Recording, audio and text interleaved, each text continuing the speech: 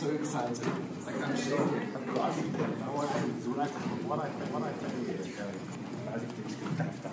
جامد لو عايز يفتح البقرة خليه يفتحها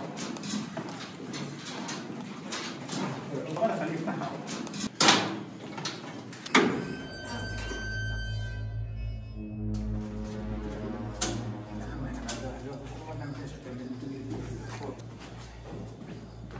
Breaking from tradition, this was a family tomb. He intended for all of his immediate family to be laid to rest here. Yet, is this tomb cursed? Since on our arrival, the generator keeps failing, and so we have to go into this deep, dark, damaged tomb with only torchlight.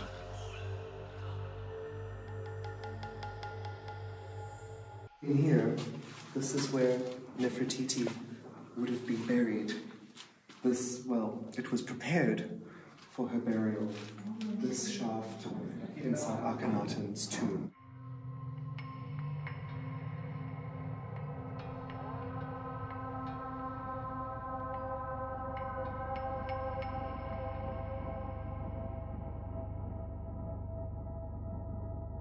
We aren't sure if she was buried there or not. Even though a shabti was found in the tomb with Nefertiti's name on it.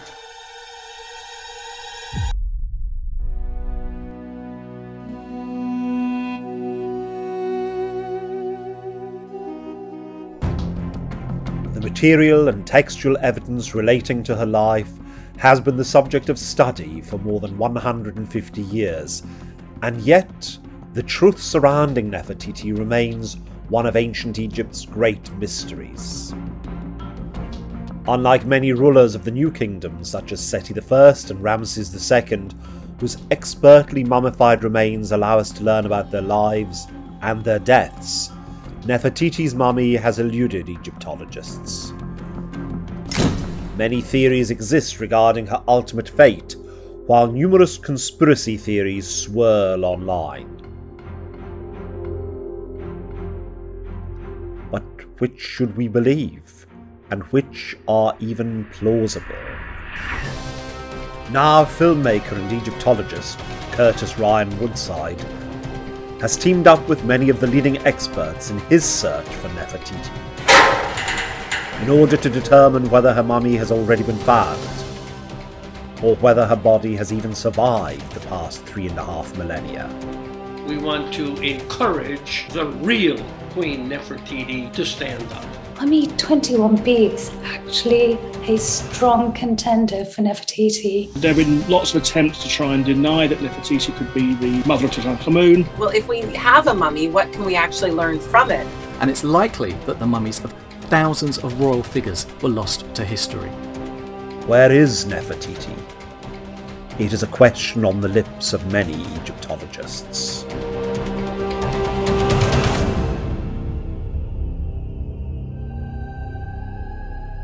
And in this courtyard, we have the sun coming through on the statues as Akhenaten and Nefertiti would have intended.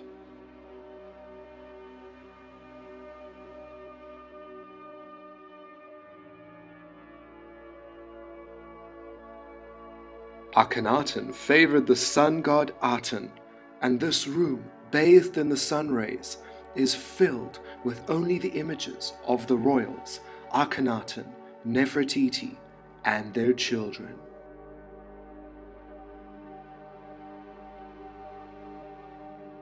What we see is a draft statue of Queen Nefertiti. We know it's a draft statue because of these lines on the bust.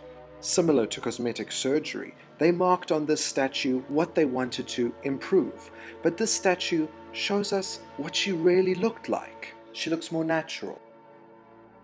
The lines on the jowls and the cheeks show us where Nefertiti wanted to be more defined.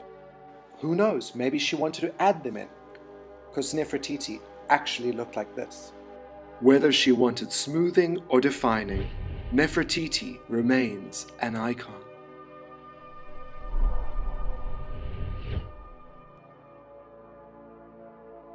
And I'm going to meet the ultimate image of the Queen.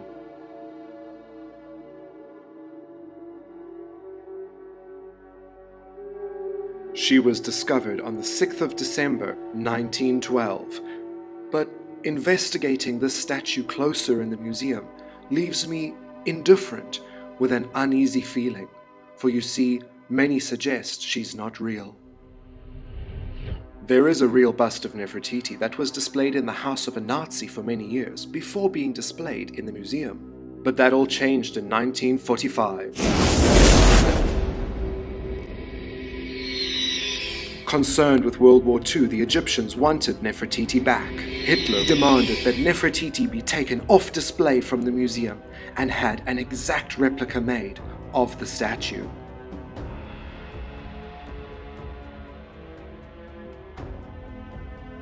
He then ordered that the replica and the original be taken to a bunker in Carinthia where they would be protected from the war.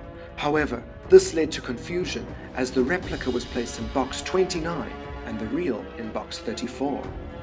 We do not know which box was brought up from the bunker, and therefore, when we look into the eye of Nefertiti, we might be looking into a fake.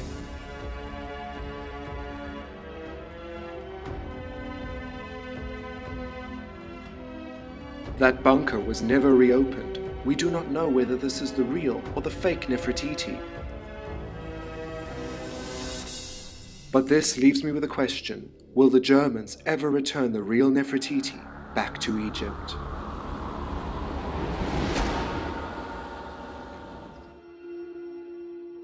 Straying away from the idealized image that all Egyptians desired, Akhenaten went for a new, more realistic art representation.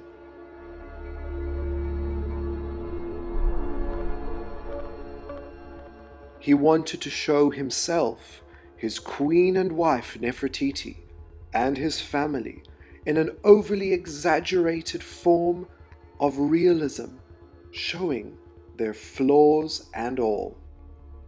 When you look into the eyes of this couple, one can only imagine, was Akhenaten a madman or a master of ancient Egyptian art and religion? This is a beautifully painted fresco from a palace at Amarna. In his new arid city of Akhenaten, this scene would bring the outside to the inside. This new style showing movement and life rather than rigid Egyptian tones was believed to have been taught directly from Akhenaten.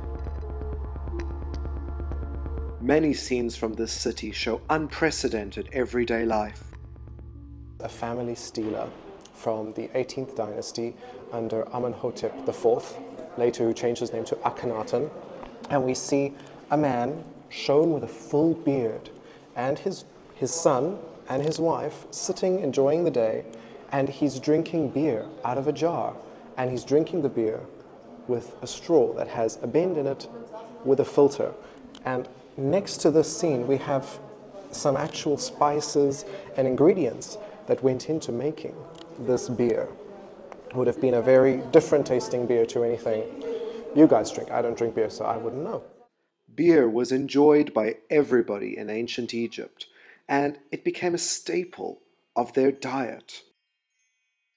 Beer even became a way to pay craftsmen. This is how ancient Egyptian sculpture was made.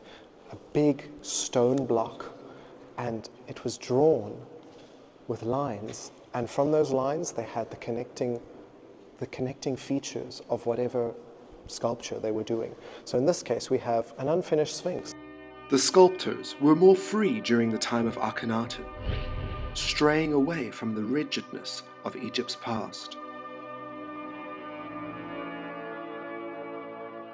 Akhenaten here holding a table for offerings.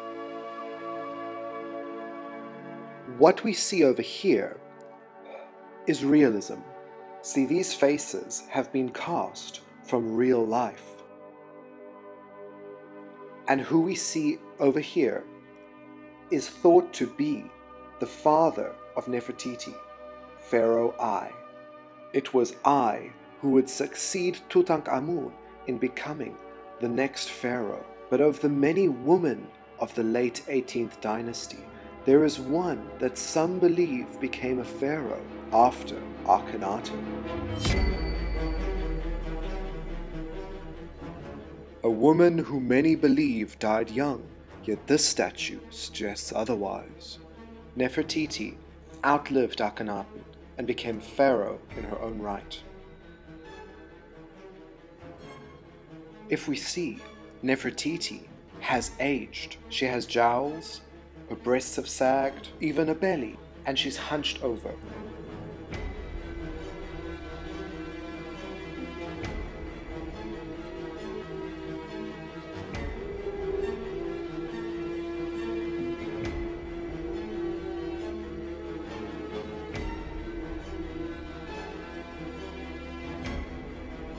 The line of succession after Akhenaten is very muddled, yet many believe Nefertiti outlived him and renamed herself as Pharaoh Nefernuaten or Smenkara.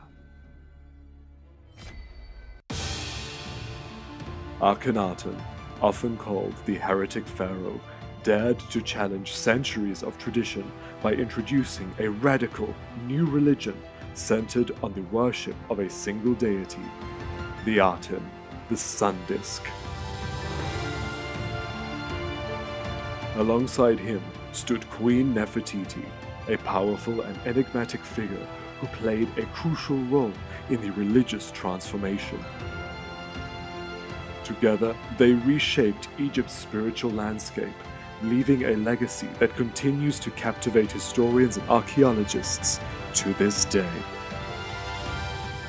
Historians always focus on the life of Akhenaten, but what of his afterlife? If his life was rarely so different to the known traditions of ancient Egypt, his afterlife must have been even more different.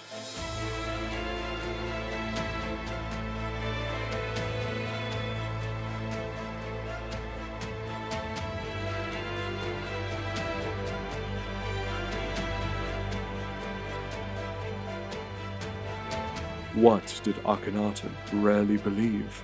And where did his god, Aten, come from? Was it his vision, or had the Aten rarely been slowly rising for thousands of years? Was Akhenaten a messenger, a madman, or an egotistic dictator? Myself and Egyptologist Sophia Aziz travel to Akhenaten city in Middle Egypt to discover the obscure religion and the secrets of this pharaoh, and wearily enter the tomb of Akhenaten and Nefertiti. Join me, Curtis Ryan Woodside, as I search for the origins of Aten and the secrets of Akhenaten's afterlife.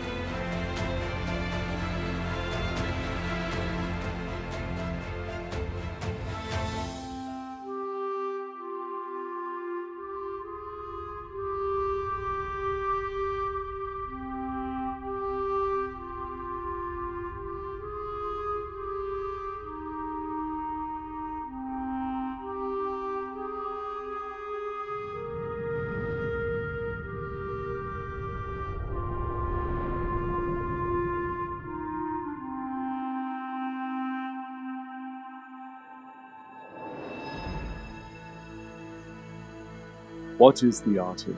How did this god manifest itself in one pharaoh so strongly, inflating his egotistic mindset, causing an obsession that almost ended the civilization of ancient Egypt entirely? To understand the Aten and the religion around life and death, we must understand how it rose from obscurity to ultimate power.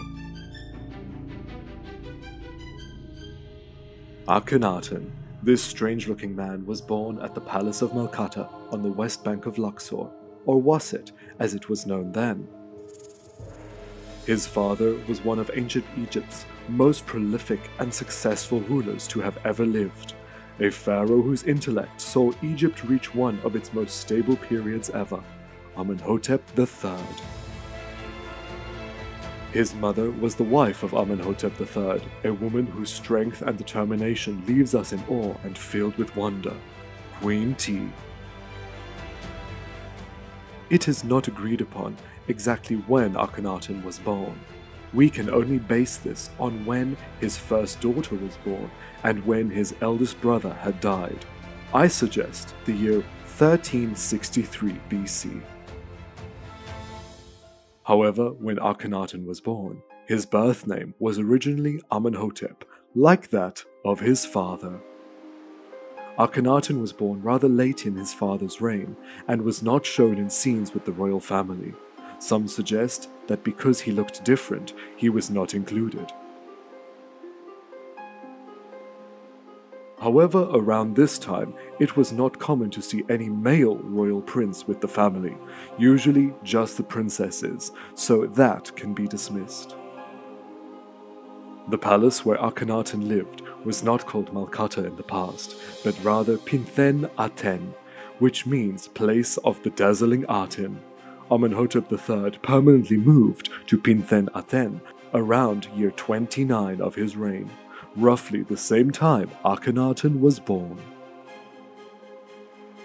Amenhotep in the ancient Egyptian language means the one who pleases the god Amun. Amun was for many hundreds of years the chief god of all Egypt, whose central domain was in Woodside. Amun was known as the god of the gods, who can take a hidden form and who was surrounding you at all times. Amenhotep III and his wife Queen T were seen as the earthly manifestation of Amun and his divine wife. They would perform rituals to Amun daily at the great temple Ipet Isut, or Karnak as we know it today. This was known as the home of the god Amun, the most sacred of all places.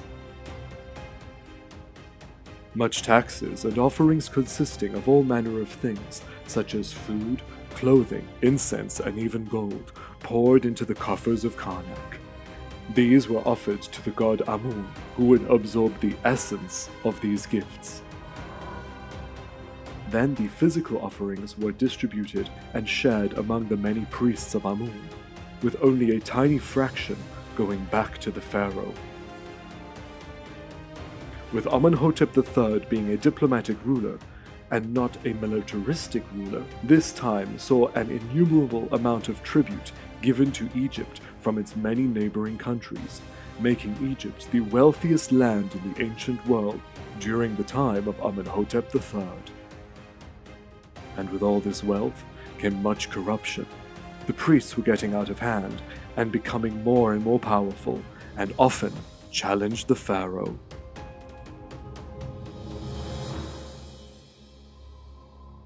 To show his power to the population and the priests of Amun, Amenhotep III constructed an artificial lake near the palace of Malkata.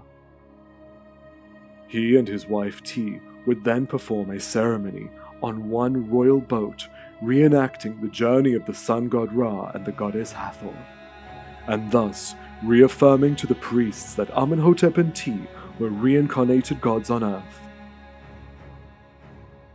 But this act may have had a more profound meaning. It was connecting the pharaoh in a more direct way to the sun. He was taking on the roles of the sun god Ra. Solar worship was part of the Egyptian pantheon of gods, but only rarely in the form of the falcon-headed sun god Ra. This pharaoh went even further, causing a bit of a sensation when he named this boat Aten Chehen, meaning the dazzling Aten.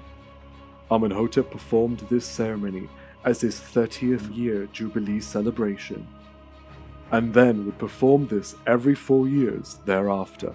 Thus the young pharaoh Akhenaten would have witnessed this. He would also have witnessed the rising tensions between the pharaoh, so-called Great House, and the priests of Amun.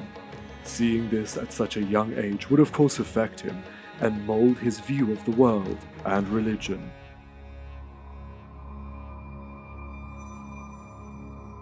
It is in these final 10 years of Amenhotep III's life that we start to see him focusing more on an obscure deity connected to the sun. Not the sun god Ra, but instead the physical sun itself, known as the Aten.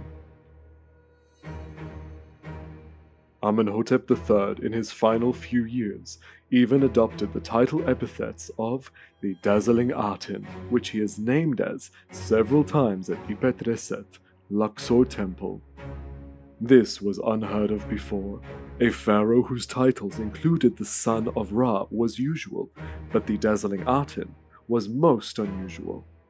He founded a craftsman's village between Melkata and his own mortuary temple, simply naming it Place of Aten. Amenhotep III then ordered a small temple to be built south in Nubia named Gem Aten, Discovery of Aten. This was a way to start the worship of the physical sun, but away from the eyes of the Amun priests. Amenhotep III did not solely worship Aten, but he still continued his worship of many other gods of Egypt. Yet, he did show less favor to Amun, only because of the priestship. Amenhotep III could not have merely invented a god called Aten. So what is the Aten actually? Where did it originate? Aten has long-reaching rays into the past, all the way back to the 5th dynasty in 2400 BC. A collection of over 2,000 separate papyrus documents have been discovered at a site in the north of Egypt called Abu Sir.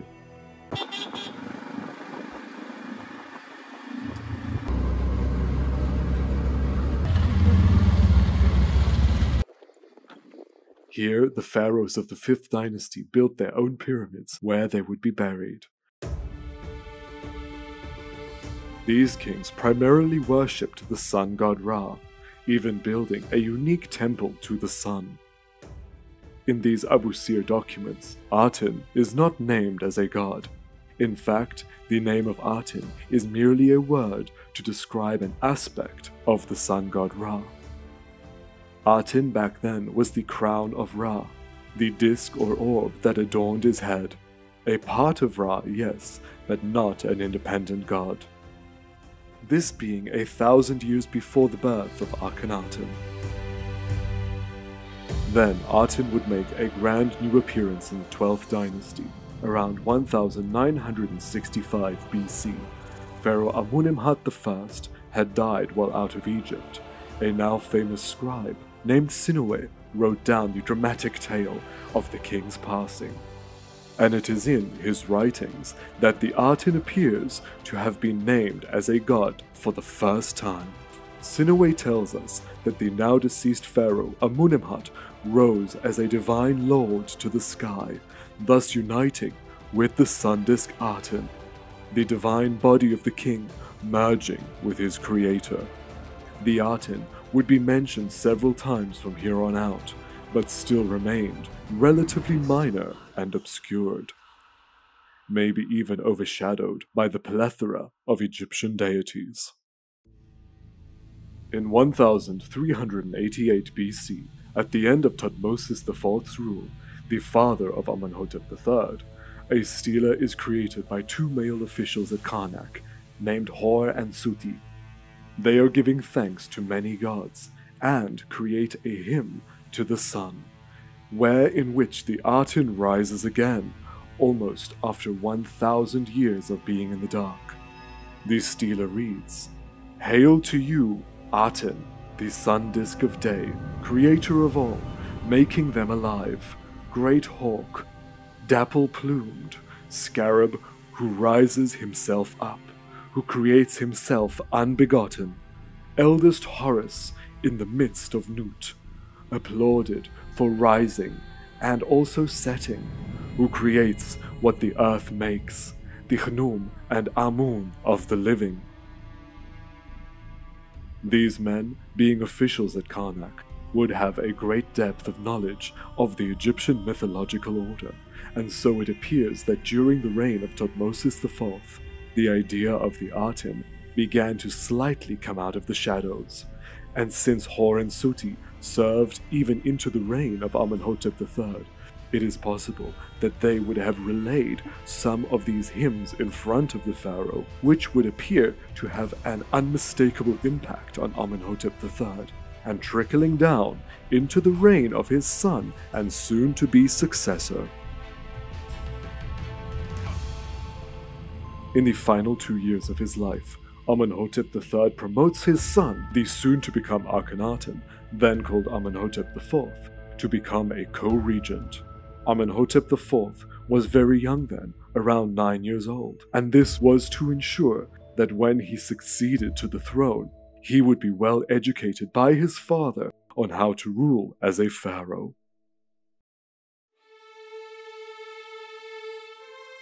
When Amenhotep III died in 1351 BC, his son Amenhotep IV was only 12 years old at the time. He was then crowned as pharaoh. No one could have expected the drastic impact this young king would expel over Egypt in just a few short years.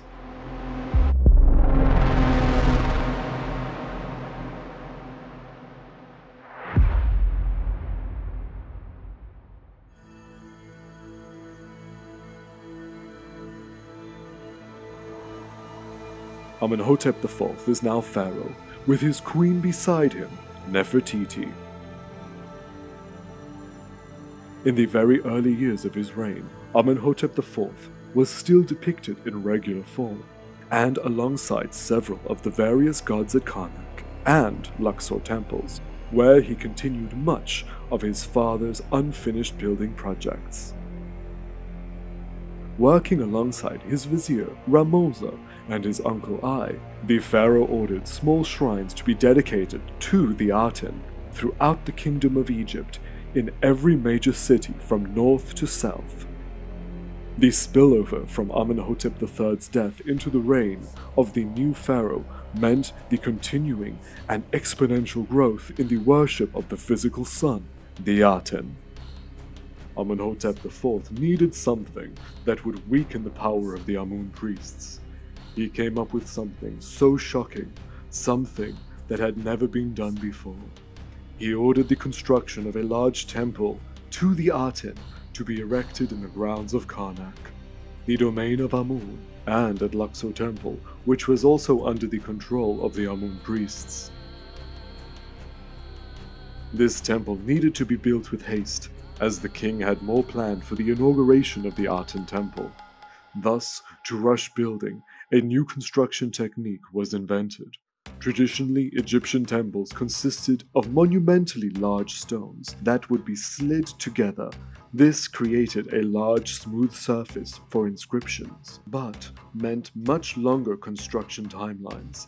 Akhenaten didn't have the patience for this. He came up with a much smaller sized stone that could be picked up by one man at a time. Today, these are called talatats.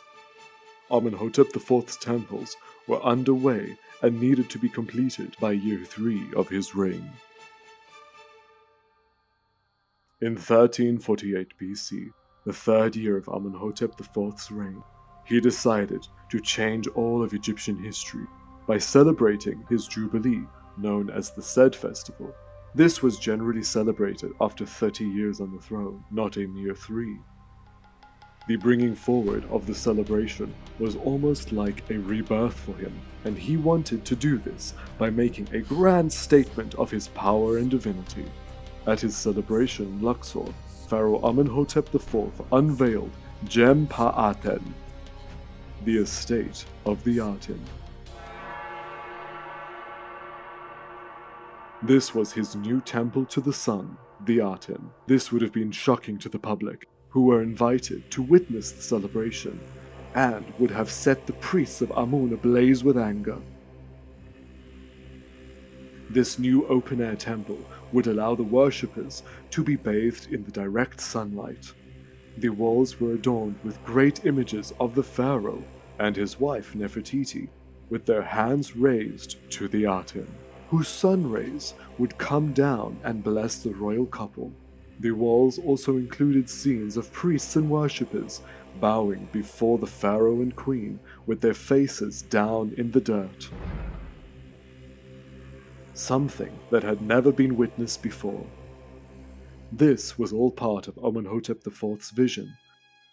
The temples to the Aten at Karnak and Luxor were not only there to proclaim that this new god had selected the pharaoh, but that the pharaoh was now more powerful and more divine than any of the Amun priests. Jempa Aten was also surrounded by colossal statues of Amenhotep IV and Nefertiti, shown with bizarre proportions. Long faces, thin limbs, sagging breasts and wide hips, both shown in this weird way. For nearly 2 centuries, we've puzzled over Akhenaten's image, slender limbs, tapered contours, a figure both elongated and serene. Some see pathology such as Marfan syndrome or other speculative diseases based on stylized art. But the body found in tomb KV55 tells a different story. If we accept it as Akhenaten, there's no real evidence of disease, no signs of hormonal imbalance, no abnormalities beyond an elongated skull, which in itself is an inherited trait rather than a pathology. So maybe, just maybe, the clue isn't in illness, which has really been the focus. Perhaps it's in illumination or light in the art in itself. So if we imagine Amarna's late day glow, shadows lengthen, the body's edges blur and extend, arms become almost brush strokes, fingers stretch into delicate tracings. And we have to remember, at its heart, Artenism was revolutionary. It was a radical monolatry that broke from Egypt's pantheon and its rigid visual codes. By centering devotion solely on the Arten, Akhenaten demanded an art that was dynamic, uncaged, and alive with beams of light and shifting shadow. The measured symmetry of the old school simply couldn't contain it. Amarna art had to become fluid, mutable, as changeable as the god it honored. This would have clearly shaken all who first set eyes on it. Now Akhenaten ordered that much of the tribute coming into Karnak would also be shared with Aten, not just Amun, to much objection by the Amun priests. But Amenhotep IV did not just stop at the unveiling of his new temples. He also proclaimed that the Aten was indeed a unique god, independent from Ra or Amun. To do this, he revealed that the Aten would have a cartouche, a sacred protected name.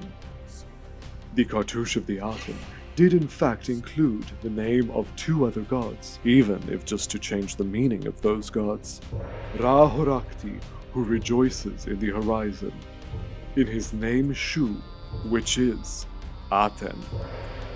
Unveiling the cartouche of Aten now meant that it was a god, but also, since only royals and the pharaoh had their name in a cartouche, this meant that Amenhotep IV was derived from the Aten, and that the Aten was the overall ruler over the world. And thus, worshipping the pharaoh and his family was a form of worshipping Aten. This was all very perplexing and had never been thought of before, but in just a few years, this pharaoh's obsession would get even more out of control. Akhenaten's religious reforms weren't just radical, they were deeply personal. He didn't simply reshape Egypt's spiritual identity, he redefined divinity around himself.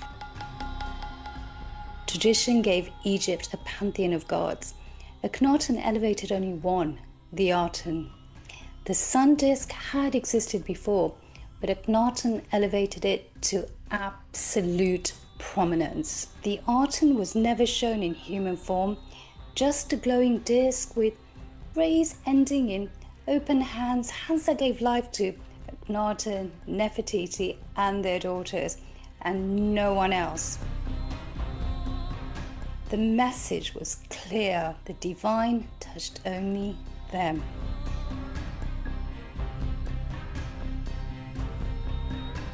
Amenhotep IV would set out now to gain many people to follow him and his revolutionary religion, creating a large number of people who believed in his god, Aten, whom, as he said, created the creatures on earth as he asked of the god.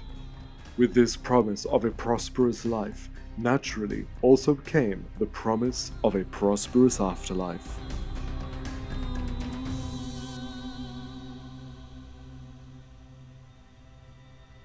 In 1346 BC, during the 5th regnal year of Amenhotep IV, he once again began to initiate dramatic changes. He journeyed northward, arriving in the region now known as Minya. There it is said that he experienced a vision that rendered him asleep. During this episode, the Aten spoke to him, instructing that a new city be founded, one where the Aten could be worshipped in a land untouched by man or gods. The Aten then commanded Amenhotep IV to renounce his birth name. His new name would be Akhenaten, he who is in service to the Aten.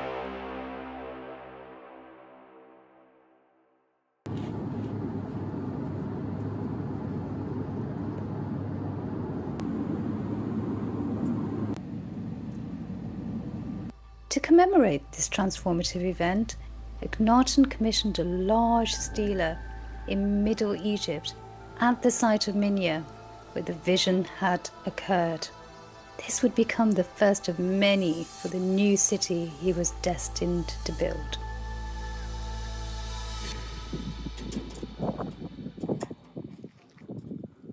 This is plain of the Aten, and the heat is so intense. And actually, when you're here, you can understand why he had this vision of the sun and the Aten and began worshipping the sun, because the heat you feel here is incredibly different from any other part of Egypt I've been to. Akhenaten could feel the presence of Aten here. He reshaped Egypt's religion and remapped its landscape. But the utopia he envisioned came at an extremely steep human cost. We've seen echoes of this across history. Leaders who centralized faith or ideology around themselves, claiming divine right, moral clarity, and absolute necessity. Akhenaten fits this pattern.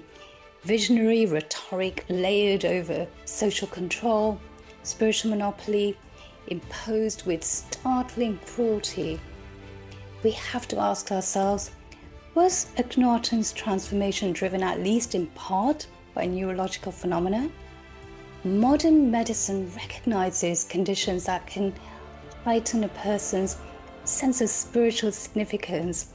Temporal lobe epilepsy, for instance, can lead to intense religious experiences, altered self-perception, even a deep feeling of cosmic unity. There's also Gershwin syndrome, often linked to temporal lobe dysfunction. It can manifest as hypergraphia, obsessiveness, and heightened religiosity, traits some see reflected in Akhenaten's hymns, rituals, and personal devotion. Of course, this is speculation, but it's fascinating to consider, were Akhenaten's visions of a singular god truly revelation, or were they neurological storms interpreted through the lens of kingship and cosmic order? Whatever the source, the outcome was extraordinary. Akhenaten chose a site that was untouched by any hand, a site where twice a year the sun would rise between two mountains, recreating the glyph of horizon known as Akhet. Thus, Akhenaten named the new city Akhet Aten, the horizon of the Aten, and this scene was repeated in several tombs of the city. By year 7 or 8 of Akhenaten's reign in 1343 BC, the new city that Akhenaten had ordered his followers to build was in a habitable state, and thus Akhenaten, Nefertiti, and his closest and most loyal subjects relocated to Akhet Aten. The population of the city is estimated to have been around 50,000 people. They set out into the middle of nowhere to a new place filled with the promise of harmonious wonder bathed in the warm rays of the Aten.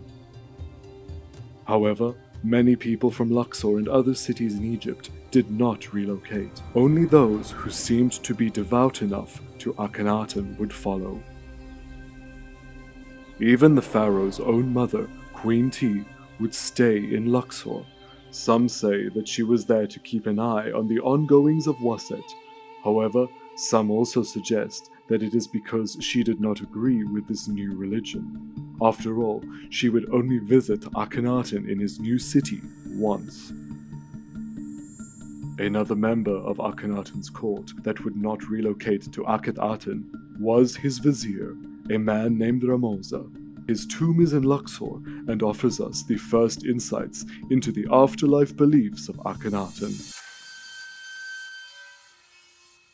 Ramosa served as vizier in the last 10 years of Amenhotep III's reign, as well as in the early years of Akhenaten.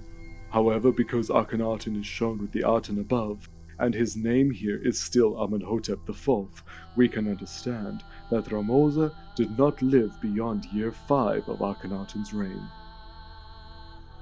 Although an intact mummy was not found in the tomb, only a mummified skull. Thus, we can't say how Ramosa died. It is suggested, however, that he may have met an untimely death at the hands of another courtier of Akhenaten, the brother of Queen T, named Ai. This is suggested since Ai became the next vizier, keeping the high positions within the royal family, and we know of Ai being devious and having had people taken out to further his status. Ramosa's tomb was started in the reign of Amenhotep III. His name appears several times in a lower register. Then everything starts to change.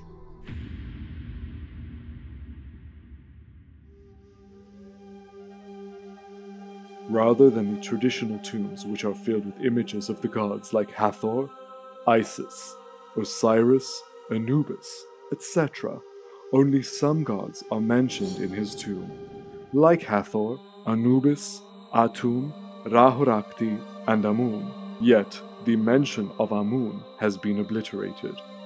There's no mention of the traditional god of the afterlife, Osiris. Without Osiris, there is no entry into the afterlife according to the ancient Egyptian beliefs.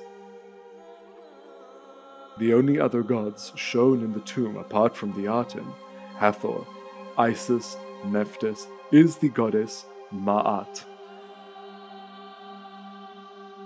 the goddess of truth and justice, symbolized as a woman with a feather.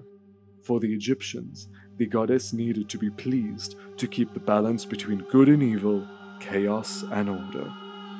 It is interesting that even at Akhenaten's new city, Akhet Aten, he is shown offering Ma'at to the Aten, so he possibly didn't just believe in one god, but a select few, with Aten at the pinnacle.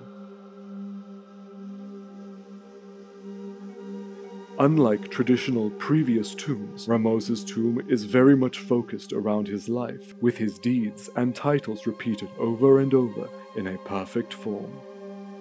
The walls are flooded with scenes of himself, his wife, and loved ones.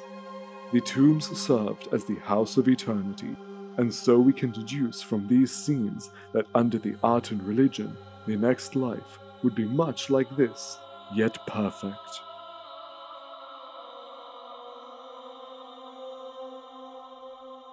Long ago, when I had long hair, many people used to say this little scene reminded them of me because of the hooked nose, the beard and eyes to eyebrows.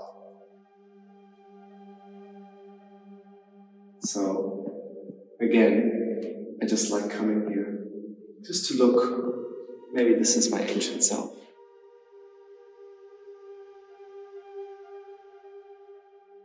You see, there are actually different foreigners arriving, and they are coming before Ramosa over here. They're giving offerings. Ramosa is taking these offerings and giving them to Akhenaten and Nefertiti.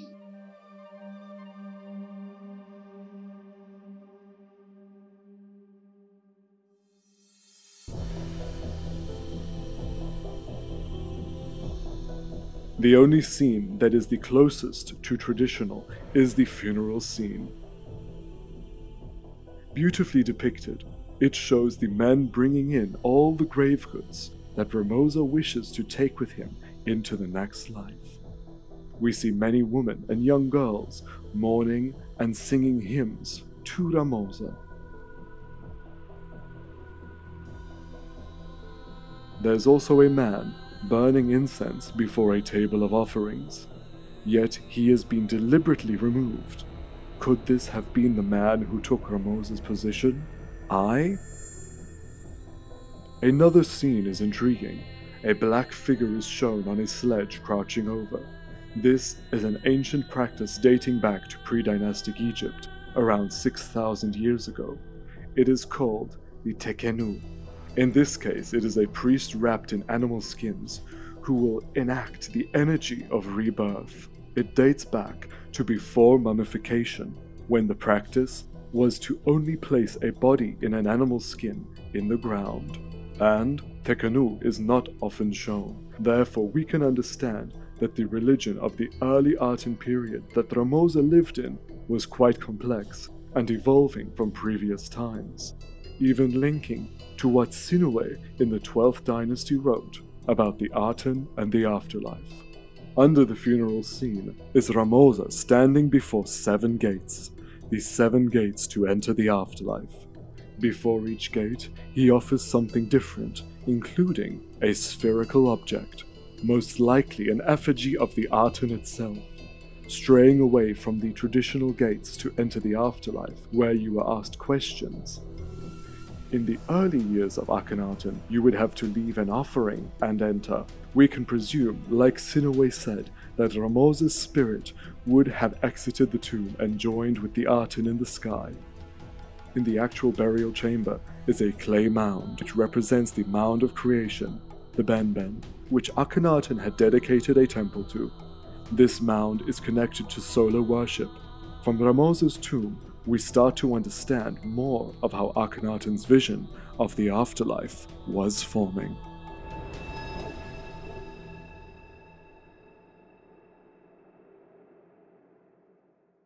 The utopia promised at Akhenaten came at a harsh price.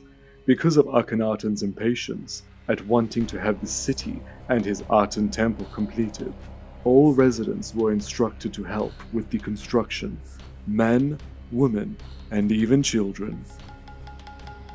Water was scarce. A great canal was dug from the Nile into the city. Akhenaten, or Amarna as we call it today, was a vast city, larger than expected. Conditions were difficult, as life was focused on being in the burning Egyptian sun under this new religion. Inside many houses, people painted frescoes of plant life along the Nile as a way to bring some comfort. This is a beautifully painted fresco from a palace at Amarna. In his new arid city of Akhenaten, this scene would bring the outside to the inside. This new style, showing movement and life rather than rigid Egyptian tones, was believed to have been taught directly from Akhenaten.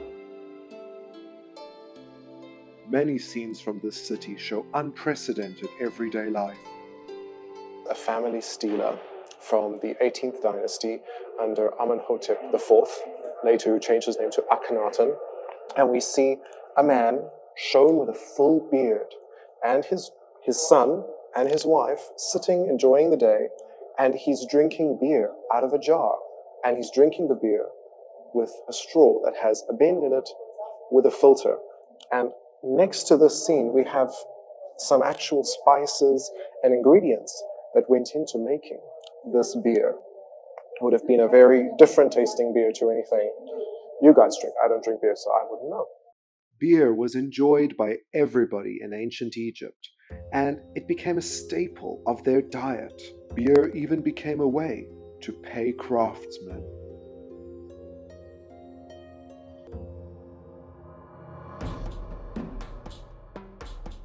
The Great Temple to the Aten was unique.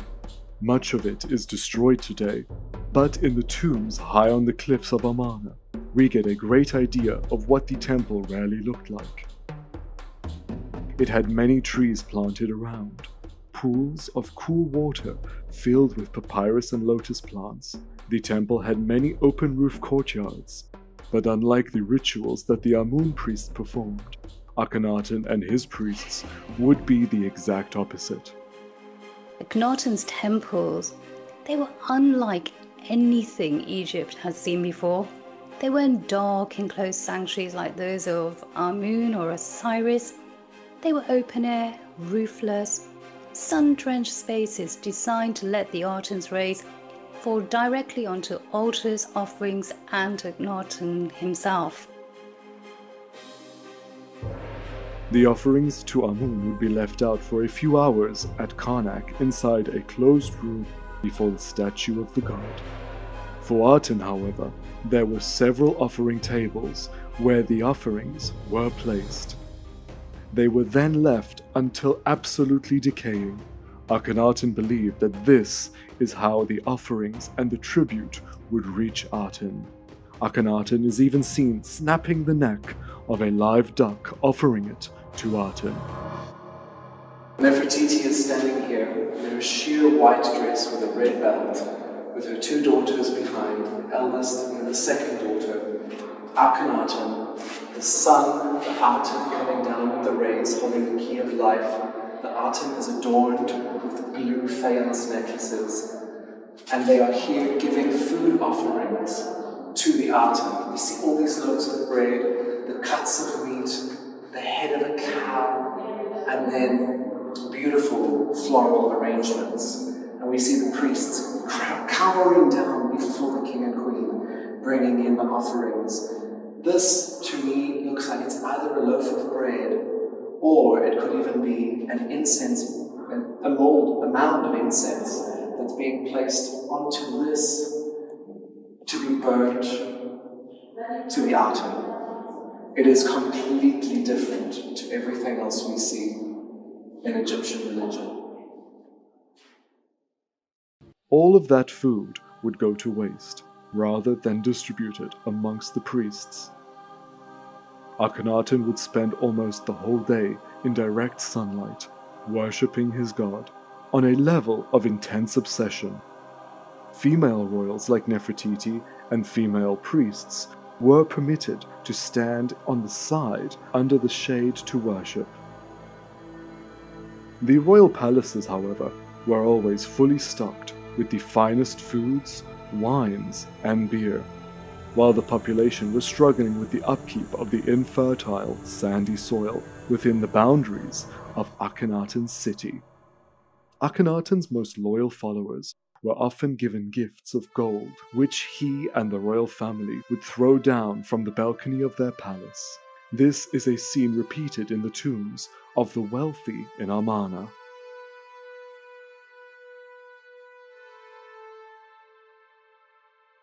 And here we've got the window of appearance. There's Akhenaten, Nefertiti, looking at their subjects and giving their rewards. And here's Miriam, one of the first to receive the reward.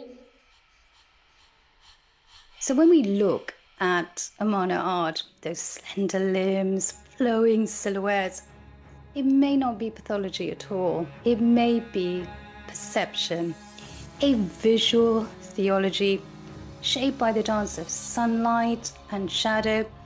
The human form becomes fluid, almost abstract. Listen to the king's own hymns. He describes the Aten as a sculpting force. Akhenaten's temples didn't just honor the sun, they invited it in. And in doing so, they changed how the divine and the human was seen. Art is always shaped by perception. Monet chased fog-lit mornings on the Thames. Caravaggio carved saints from candlelight and shadow. Picasso fractured form after studying African masks. So why not Akhenaten? The population of Amarna were becoming upset at this new religion. Some still worshipped the old gods in their houses. They believed that the pain and suffering from building the city and the physical illness of the population was the revenge of the old gods. Yet all of this was to reach extremes. In 1342 BC, Akhenaten's 9th year of reign, the pharaoh would declare that the Aten was no longer the chief of Egyptian gods. Aten would be the only god. He proclaimed that Aten is the sole god. Any mention of other gods would be forbidden. The statues of the other gods in the homes of the population would be destroyed. No other would be tolerated, especially Amun. Then Akhenaten's army was ordered to travel through Egypt and remove the names of Amun. He even went as far as to remove the god Ra-Horakhti from the cartouche of Aten. Many go as far as to say that Akhenaten was the world's first monotheist. However, this is simply not true. Akhenaten continued to wear the cobra, which was the goddess Wadjet, who is connected to protecting the sun god Ra, and in effect protecting Aten. Even sometimes there are still mentions of the goddess Ma'at. Akhenaten even had a stela erected far out at a remote temple in the wilds of Sinai called Serabit al-Khadem.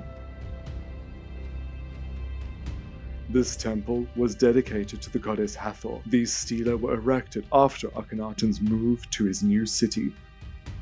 We can see the priests bowing down with their faces in the dirt before Aten. If Akhenaten was getting turquoise from this area, which was connected to Hathor, he clearly didn't mind something connected to a different god of his choosing. Nefertiti is now given a new crown, a crown that only she would wear. The crown is modeled on that of the goddess Anuket.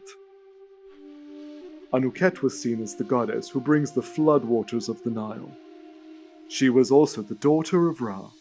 For Nefertiti to take on the elements of Anuket meant that she was the daughter of the sun. This would play into the next steps of the religious reform.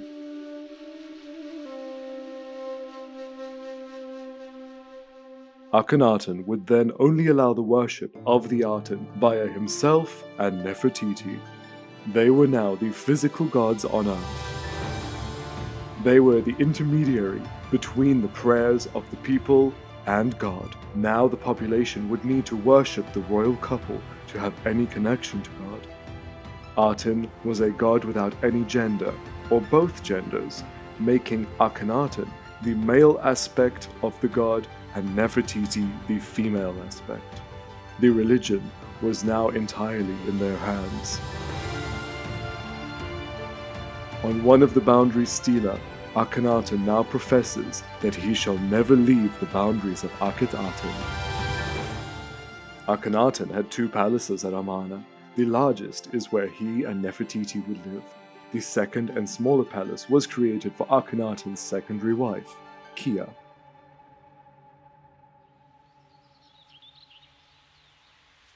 The smaller northern palace was quite a distance from the main palace.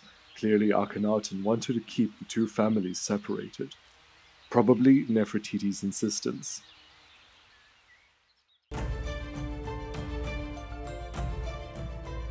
Akhenaten and the other royals would travel between the palaces and the temple by chariot.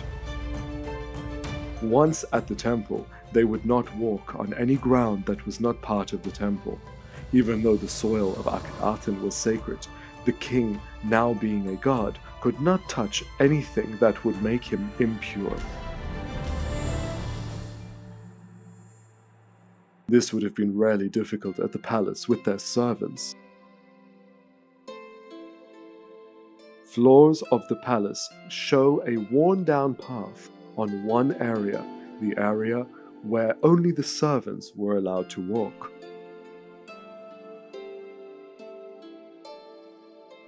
Soon, though, even Nefertiti would have to fade under Akhenaten's light.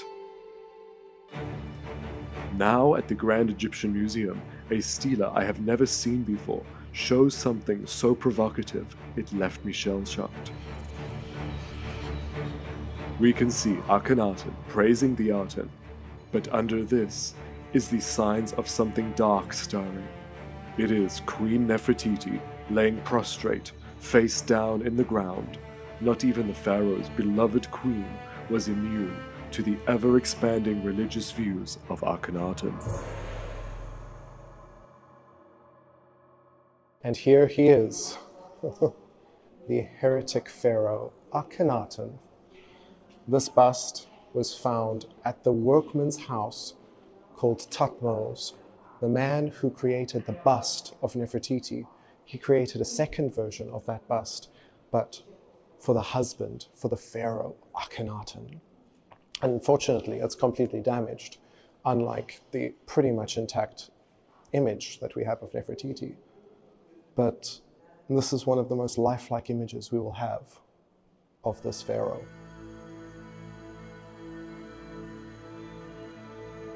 Akhenaten was a pharaoh so full of himself, his ego was so inflated that he called himself a god.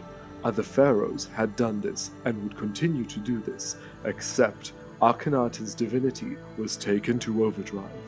Other pharaohs had been kind to the population, striving to keep the balance, ma'at, between good and evil, chaos and order. Akhenaten ignored all other countries' cries for help. The population became a means to an end for the king. He was, without a doubt, a megalomaniac, obsessed not with his religion, but actually with himself. Often people talk about Ramses II having so many monuments, and his name repeated in all temples, but in fact, we have very few statues of Ramses and his vast, much larger family than Akhenaten. When it comes to busts and statues, the sheer number that exists is mind-blowing. Every museum around the world that has an Egyptian section has at least one bust from Amarna. Akhenaten was fully driven to create hundreds of statues of himself, Nefertiti, and his family. Limestone, carnelian, granite, plaster, wood, faience, lapis, jasper, alabaster, you name it. When you try and find a bust of one of Ramses or his family, only a handful exist, and he ruled for 67 years. Akhenaten only ruled for 17, yet in those 17 years he was able to churn out hundreds of statues of himself and his family. Akhenaten's narcissistic ways are often not mentioned. Too many people raise Akhenaten up as a great visionary. No, he put many people's lives at risk. He ruined millennia of tradition, all to end up with an utter dictatorship over the population, ordering them to ultimately believe only what he says and to worship him, or to face his wrath. These are not the traits of a great man or a prophet sent by God. These are the traits of a shameless cult leader. Things would now go from bad to worse. Around his 12th ruling year in 1339 BC, a deadly plague broke out at Akhenaten, ravaging the city, killing hundreds of residents. The population were both caught up in grief, at the same time desperate for Akhenaten to do something. The gods were punishing them, but Akhenaten would only double down that this was the will of Aten. Aten brings life and takes it away too. When the time is right, you shall die and be reborn with Aten. When we think of Amarna, it's tempting to picture a glittering desert city, all striking architecture and sun-washed temples built in praise of the Aten. And yes, urban design there was revolutionary, but beneath that gleaming facade, life was anything but idyllic. Excavations tell a very different story, especially at a large pit grave cemetery. This was likely the final resting place of the labor force. These young workers, many children, didn't receive grand burials. They were laid to rest in stacked pit graves with few or no offerings, their bodies bearing the strain of brutal workloads. Their diets were shockingly minimal, bread and beer mostly. Such a restricted intake offered very little nutritional value. Worse still, some of the plant-based foods they would have been consuming actually blocked iron absorption. This cycle of malnourishment left people vulnerable to infection, and the infections only deepened the nutrient loss. One consequence would have been scurvy. Without enough vitamin C, the body simply couldn't maintain connective tissue. So you can imagine the constant fatigue, the bleeding gums, and the pain these young people endured. We also see the haunting fingerprints of disease stamped onto their bodies. Conditions like cribroorbitalia and porotic hyperostosis, which are usually linked to anemia, though they can signal much more, such as vitamin deficiencies and chronic infections, even environmental toxins. There's also linear hyperplasias, which are interruptions in tooth growth caused by stress during childhood. So all of this is visible on the remains of these people. They also battled malaria, schistosomiasis, hookworm, and things were very grim for the working population. And then there's that strange moment in diplomatic history, a plague prayer from the Hittite king sent during Akhenaten's reign. It hints at something catastrophic sweeping through the region.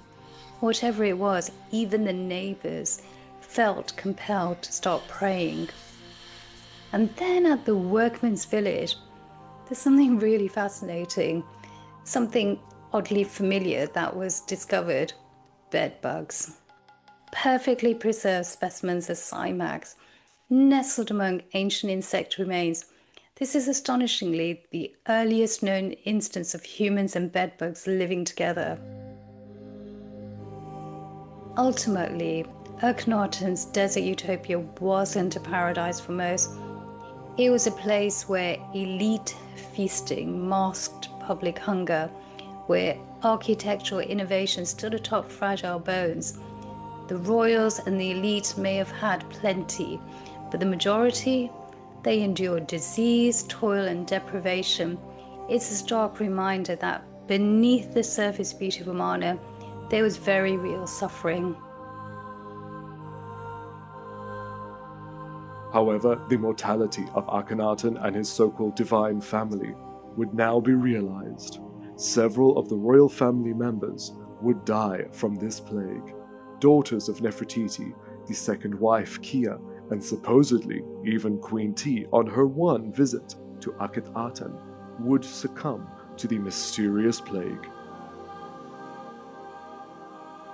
It would ultimately take 5 years for the plague to be fully eradicated.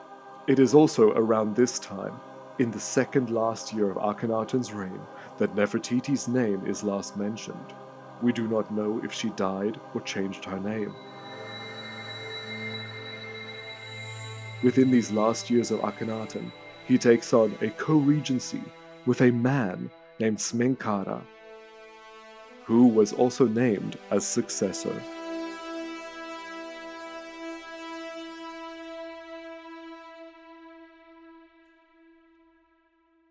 In 1334 BC, the 17th year of Akhenaten's reign, he just simply died.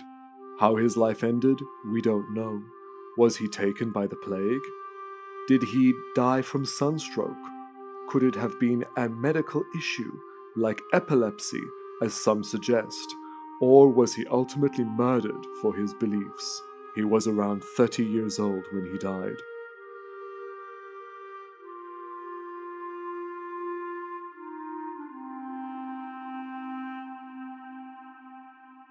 Smenkhara succeeded as pharaoh by marrying Akhenaten and Nefertiti's daughter, Merit Aten. The death of Akhenaten leaves us with a conundrum. What happened to the king after death? We know what the procedure for all other pharaohs was, but Akhenaten's religion was totally different to anything else. Akhenaten clearly believed that there was an afterlife with Aten. On one of the boundary stela, he explains where he wants his tomb to be. Let a tomb be made for me in the eastern mountains of Akhet-Aten. Let my burial be made in it, in the millions of years of Jubilee, like that of my father the Aten has decreed for me. Let the burial of the king's great royal wife, Nefertiti, be made in it, in the millions of years that my father the Aten has decreed for her. Let the burial of the king's daughter, Merit Aten, be made in it in these millions of years. Creating the tomb on the east was again a revolution. Usually the dead were buried on the west, yet Akhenaten wanted to rise with the sun each day on the east.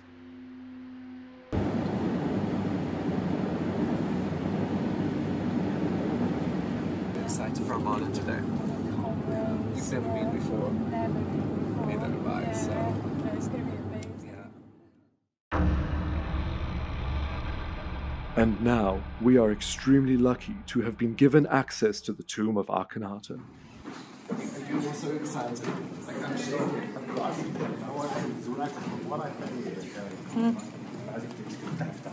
مش كامل لو عايز يفتح البقرة خليه يفتحها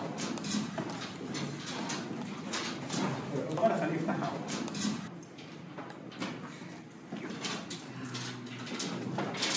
Okay. Let's go to Akhenaten.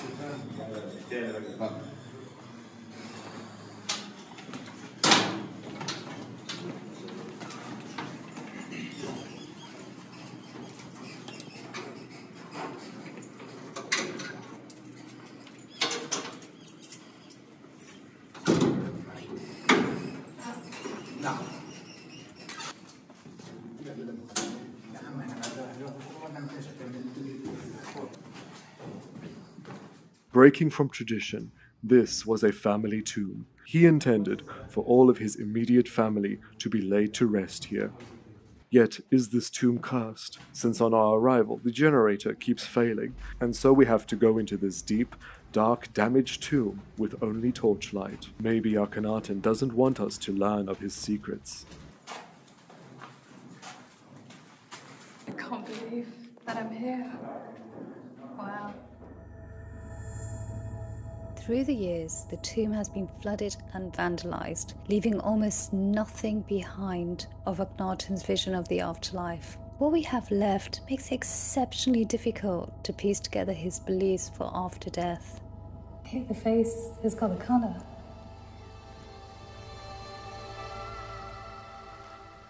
His tomb features scenes from everyday life and includes his own writings about Aten, known as the Hymn to Aten.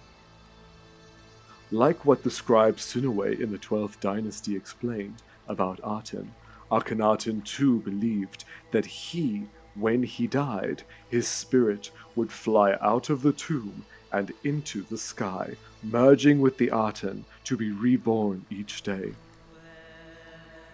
Akhenaten, like the traditional Egyptian belief and most other religions, believed in a heavenly place to spend your afterlife in. For him, it was called the Mansion of the Aten, a celestial space which was much like Akhet-Aten, where the sun never sets.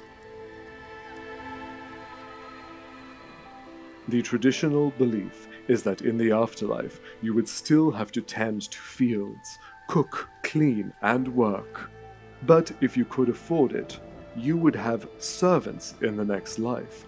These servants came in the form of figurines called shabtis. Hundreds of these would be placed in the tomb. Each had a spell on it to reanimate the shabti to come forth and do the tasks you desire. It is unclear if Akhenaten held this belief too. He did, however, have shabtis created. These are now spread in museums throughout the world. But what were the functions of his shabtis?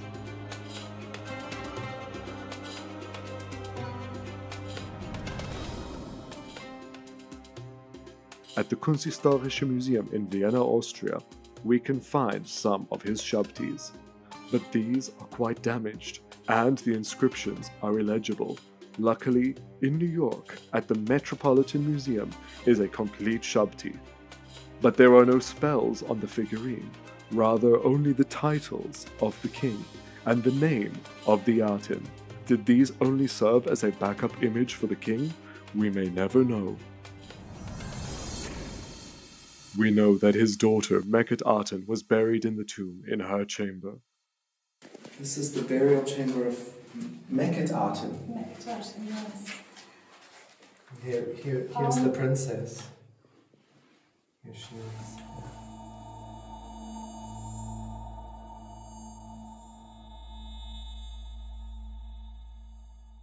Here we've got the Aten. And Nefertiti's cartouche. Look there. Oh gosh, yes it is. Yeah. Neferu, Aten, Iten. Wow. And obviously Akhenaten here. It's very damaged, isn't it, this one, Akhenaten? But you can still make that is Akhenaten. And look, his cartouche It's scooped out. removed, yeah. Interesting, Nefertiti is still here and he's gone. Yeah. Very interesting. But just look at the flow on the dress. And the hands still visible. Nefertiti here. That's definitely Nefertiti. Yeah. I mean, lights again. Off. Forget it. Look at her, how beautiful she is with the dress.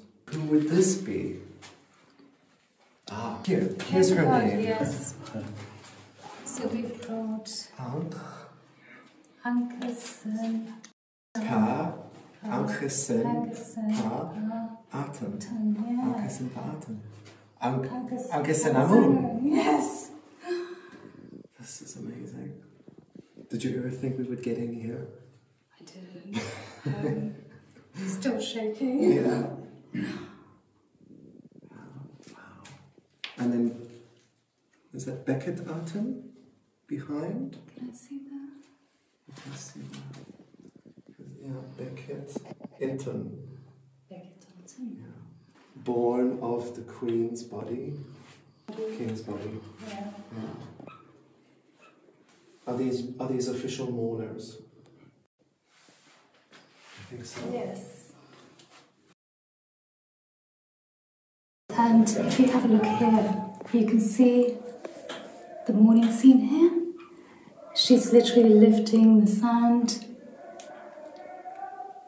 And you have a look here, putting the sand over. This is a great depiction of the morning scene. This is the death of Mekhet-Aten. Akhenaten here. He's in mourning.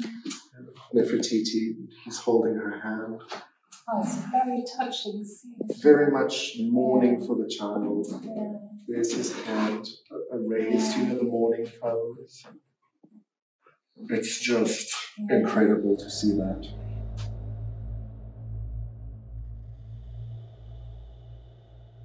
It's damaged now, but when the tomb was first entered, they could see Mekhet-Aten underneath the canopy. Oh. Lights on, lights off.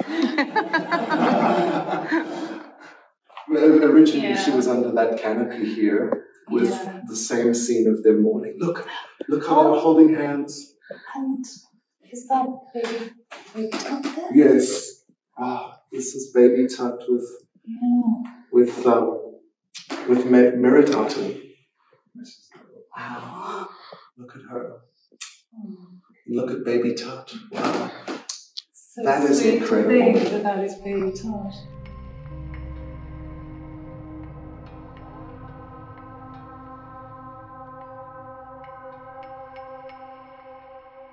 You can see the bed with the body of there. You can see that with Akhenaten. The walls are so damaged. It's such a shame. Yeah. I mean, the carvings are not great, but the deliberate damage has made it even worse. It has, yeah. I think, at the end they were so despised that everything was destroyed. But even though that we've got so little, we still feel emotional. Yeah, we can see the emotions. I mean, this is a human emotion. They are crying for a daughter that has died. Look how she's got her hand out holding him. Yeah, it's very touching. But also what I can tell is here, Nefertiti is the stronger personality.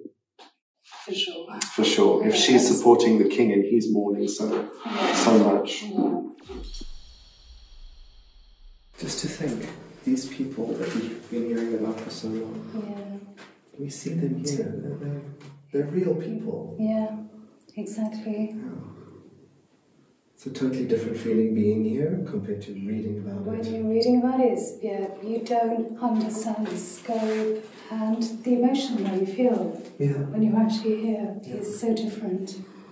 Yeah. Come to Egypt and experience it, it's better. Go to the places. Exactly. Yeah. Exactly. Because even when we were driving here, it's so vast, isn't it? It's miles from the Nile. Yeah. In here, this is where Nefertiti would have been buried. It was prepared for her burial. This shaft inside Akhenaten's tomb.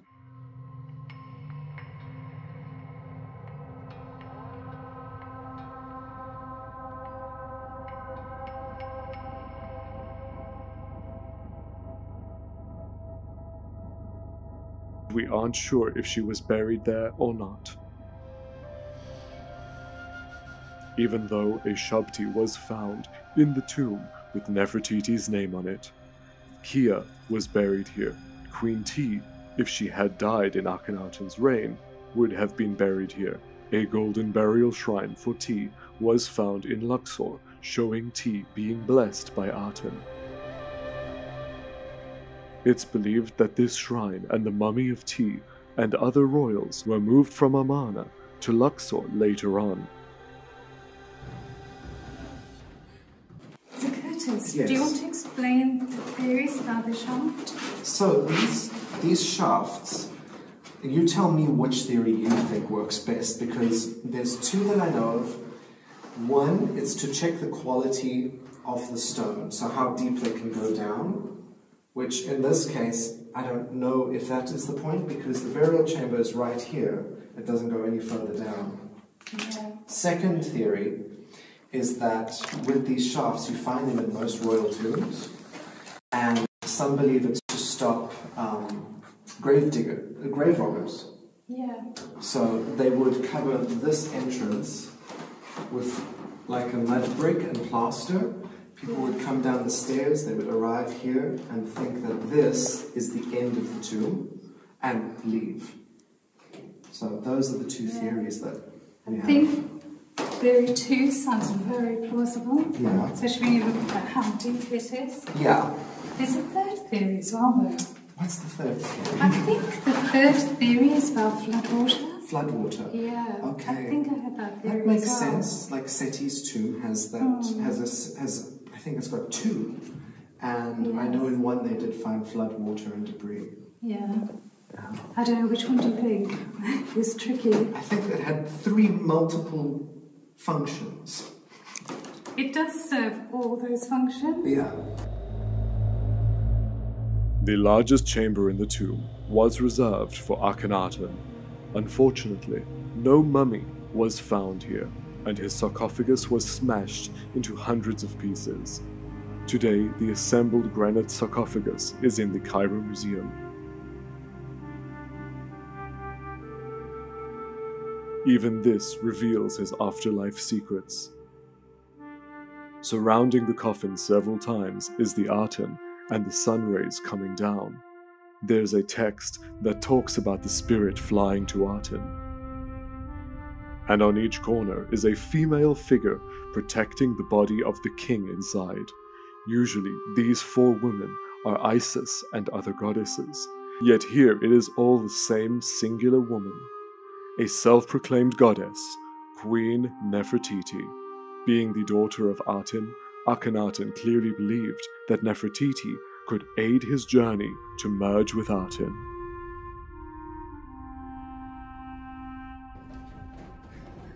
It's almost completely sparse.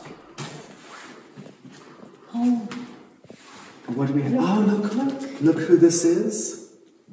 If you put the light here, we can see the... Yeah. Here we have Nefertiti. Here she is. Oh, and here's a mountain. Ah, yes. Look, he's wearing the red crown. You see that? There's his neck, shoulders. Yeah. And they are... They're on the chariot. There's the horse. So there's, he's holding on to the... Yeah. Oh, wow. There's the horse's head, yeah. If you show me the light from here... Yes, look. You can really see the horse's head now. Wow, the intricate detail. Yeah. Can you imagine this in all its glory? Once it was full. Wow. It's incredible. And can we see the wheels on the chariot? So this, yeah, here's Nefertiti completely. Look there, look at her body. There she is. Because Akhenaten had such a different belief in the afterlife. So this is why we have these unusual scenes that would usually be never shown. You would never see this. Never see this in a tomb. And look how huge the ocean is here. Look at this. Oh my gosh. It's huge. It's huge, and you can still very clearly see the Cobra Uraeus under the Aten, holding up the sun. It's fabulous. It is both moving and eerie being in Akhenaten's tomb, knowing his mummified body was once here, the ultimate culmination of his belief system encased within these walls. Can you imagine once Akhenaten would have been here? Yeah, he was... Isn't that amazing? He would have been buried here before being moved. Yeah. He would have come in here to supervise the decoration in his tomb, plan everything. Literally in the room. When Akhenaten stood, Nefertiti stood. He didn't believe in having to appease Osiris, weighing of the heart. Exactly. His beliefs were completely different. He believed he would be buried here, his spirit would exit his body, fly out of the tomb, meet with the sun, and go to heaven. So simple. So simple. I thought that these were scratches, and looking at these markings here on closer inspection, I can see 2 legs, an arm, behind, look there, there's another arm and legs. Yes. So, would he maybe have had his daughters underneath the sarcophagus, protecting the sarcophagus? That would have been a touching scene, and of course, because his belief system was different, he would not have had the Book of the Dead.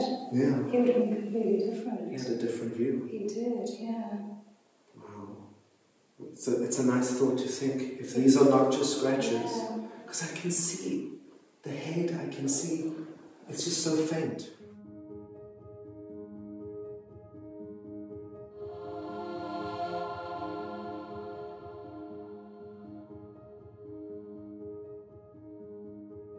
The remains of a fragmented male body were discovered in the entrance of the tomb in 1891. However, the Egyptologist George Daresi wrote that the body was not collected, and since his time there, the body is now lost to time. The human remains from tomb KV55 has puzzled Egyptologists for decades. Many point to Akhenaten, but the evidence, well, is anything but clear-cut. Part of the problem is the extremely poor preservation of the body, which was completely reduced to bones when it was discovered. It had been soaked by water, and part of the skull had been crushed by a fallen block. In the 1930s, Douglas Derry, who incidentally also carried out the autopsy of Tutankhamun, he set about resolving the mystery by putting the skeleton back together. Then further restoration was performed by Nasri Iskander with the aid of X-ray templates, and many bones were missing or damaged. A large portion of the right side of the skull was gone, the eye socket, cheekbone, nose, all missing. The left hip actually had a very strange oval shaped hole. The right hip was chipped, and both lower leg bones had been broken and then later repaired. The right kneecap completely gone. And yet, despite all this, what I find really fascinating is traces of mummification resin were discovered on the base of the skull, between the teeth, even inside the cranium. That resin tells us something. It tells us efforts were made to preserve him. In the 1960s, using both macroscopic inspection and X-rays, Harrison confirmed the skeleton was male, but a little bit younger than previously thought. So he thought it was around an individual around 20 years old, and he determined this by looking at the fusion of the bones. But not everyone agreed, and then Sane and Harris argued the individual was over 35 based on tooth wear and bone X-rays. Then in 2010, DNA tests and CT scans linked KV-55 to Tutankhamun, enough to name him Dad and nudge Akhenaten into the spotlight. CT team even estimated an age of 35 to 45. Case closed, right? Not quite. When you go back to observing the bones, the growth lines, estimated fusion of the bones, lack of joint degeneration, and lack of dental disease, it could tell a different story. So it's difficult to say that this isn't a young man in his 20s, just like Harrison said. So to this date, not everyone agrees on the age of this individual, or even if it is indeed Akhenaten or Smenkhara.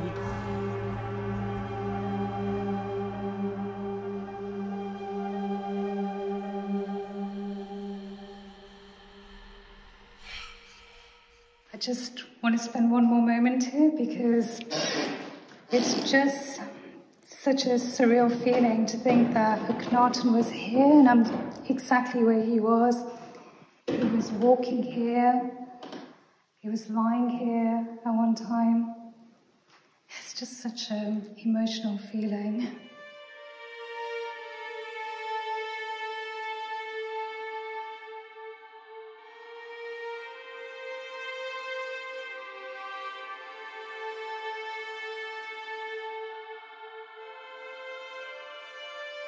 Akhenaten's tomb may be the largest in the hills of Akhenaten.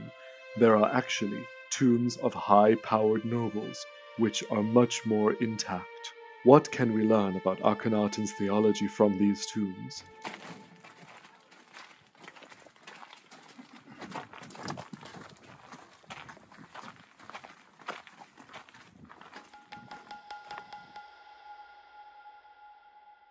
They are like a time capsule of this very short-lived, intense time in Egyptian history. Ahmose began his career in Luxor, working for Queen Tia's steward. When Akhenaten moved to Amarna, Ahmose followed and was appointed as scribe to the king. Eventually, he became Chancellor of Akhenaten. His tomb was never finished and abandoned. In the tomb are mentions of the Ben stone of creation, and strangely, the Jed pillar which was connected to the strength of Osiris, the traditional god of afterlife. The tomb is very much of its time, self-centric and filled with perfect daily life. The tomb contains an offering pit and a 19-meter deep burial shaft. A text in the tomb does talk of Akhenaten gifting an afterlife to Ahmos, an offering from Akhenaten of Horus Aten. May he grant entry and exit in the king's house, limbs be filled with joy every day, for the spirit of the true king's scribe, overseer of the front hall, and steward of the house of Akhenaten. Long is his lifetime, Ahmos. Akhenaten was in charge of who can enter the celestial mansion of the Aten, apparently. Much of what survives of Atenism comes from the great hymn to the Aten. This was likely written by Akhenaten himself. It celebrates the sun's life, giving power in daylight, but treats nightfall as death. Without the sun, existence stops, and with the funerary gods now forbidden, only Akhenaten remained to guide the souls of the dead. That's a lot of power. In that void, Akhenaten made himself essential, not just the pharaoh, but the divine channel, protector, intercessor, god. It sounds like theological revolution, but it raises another question. What kind of mind conceives this?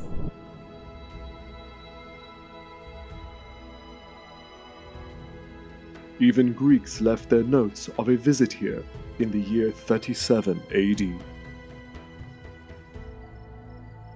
at this beautiful, two beautiful horses.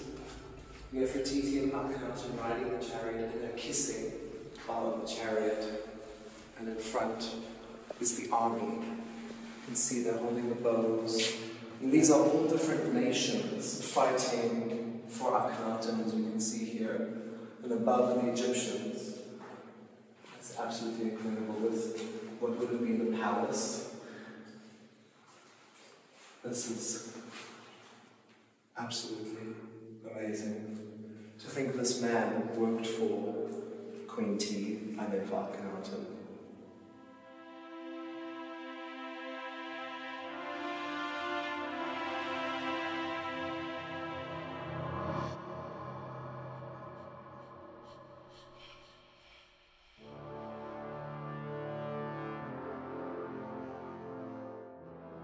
The high priest of the Aten, Meri Ra, intended to be buried here.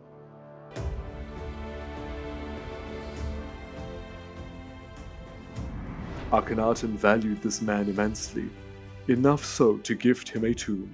Meri Ra claims to have also seen visions and became an oracle. This man had a hand in shaping Akhenaten's theology. We have Akhenaten's own words in this tomb again. Behold, I am attaching you to myself, to be the greatest seer of the Aten, in the house of Aten, in Akhenaten. This tomb tells us of what occurred just after Akhenaten's death.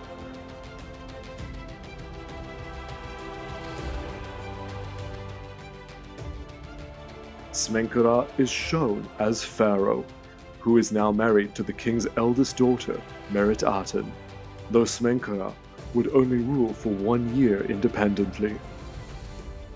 Meri Ra's tomb is most likely the best decorated and colored tomb in Amarna.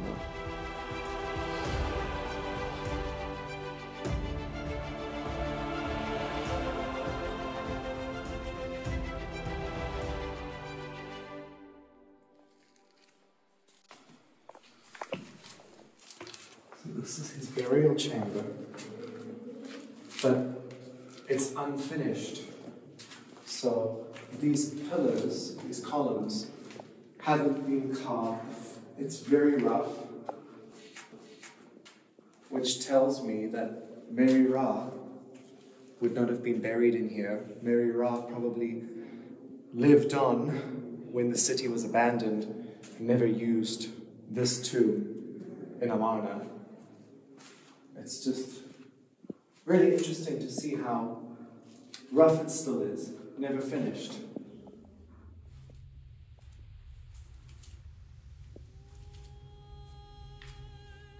Even though this tomb is impressive, it is also not completed.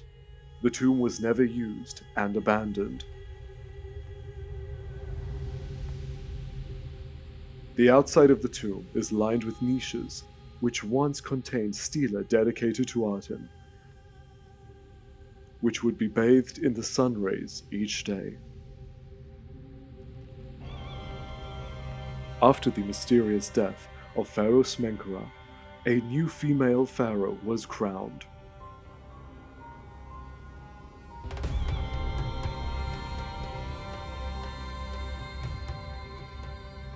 Her name was Neferuaten, which many believe is in fact Nefertiti with a new throne name. This was around 1333 BC. She would rule around 2 years as female pharaoh in Amarna.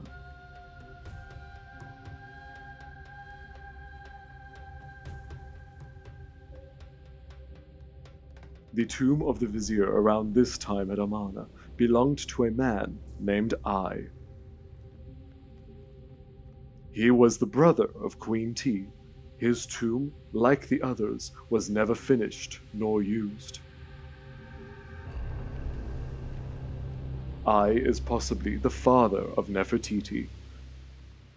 In the tomb, he is shown alongside his wife, and texts name him as the father of the god's body, followed by the cartouche of Nefertiti. This would directly make him the father of Nefertiti.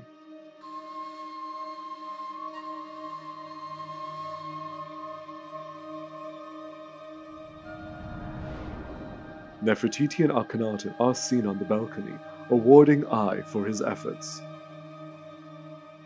And on a scene, Ai is shown holding the crook royal scepter, reserved for the king, thus showing his influence.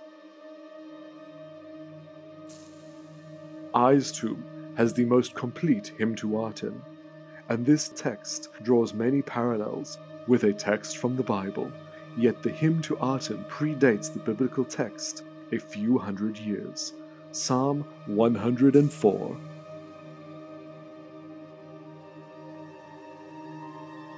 Sole God beside whom there is none. Yahweh, my God, you are very great. How many are your deeds? You made the earth as you wished, you alone. All peoples, herds and flocks. Yahweh, how manifold are your works.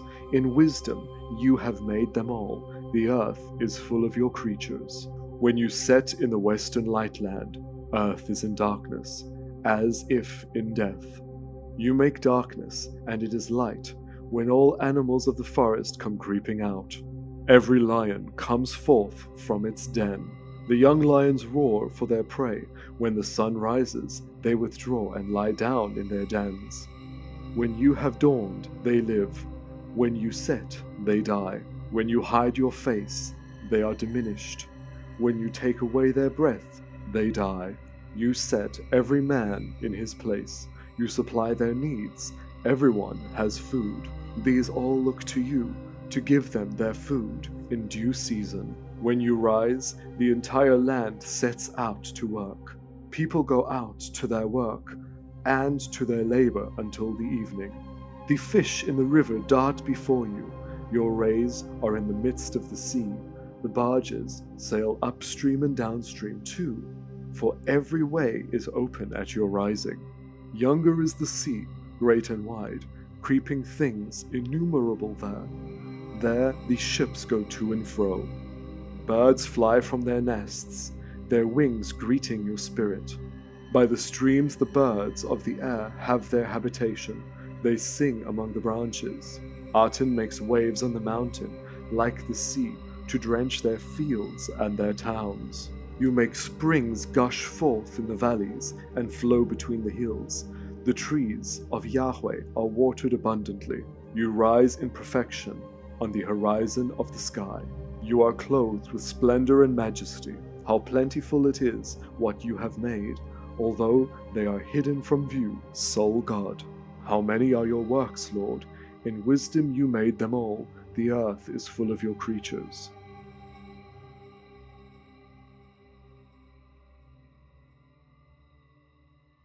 One man would know exactly how Akhenaten would have died, his physician, Pentu. He also served as co-vizier with I in the last years of Akhenaten, and into the reign of Nefernefernuaten. This is Pentu, and he was the physician of Akhenaten. He was also a scribe. We've got the hieroglyphs here that show he was a scribe, but the ones which depicted him as a physician, unfortunately, are no longer here, but they would have looked like this. And in fact, he was chief of physicians. It's a very important job. And here we can see Pentu's royal patient, Akhenaten, being treated. And Pentu in procession with Akhenaten and Nefertiti worshipping the Aten.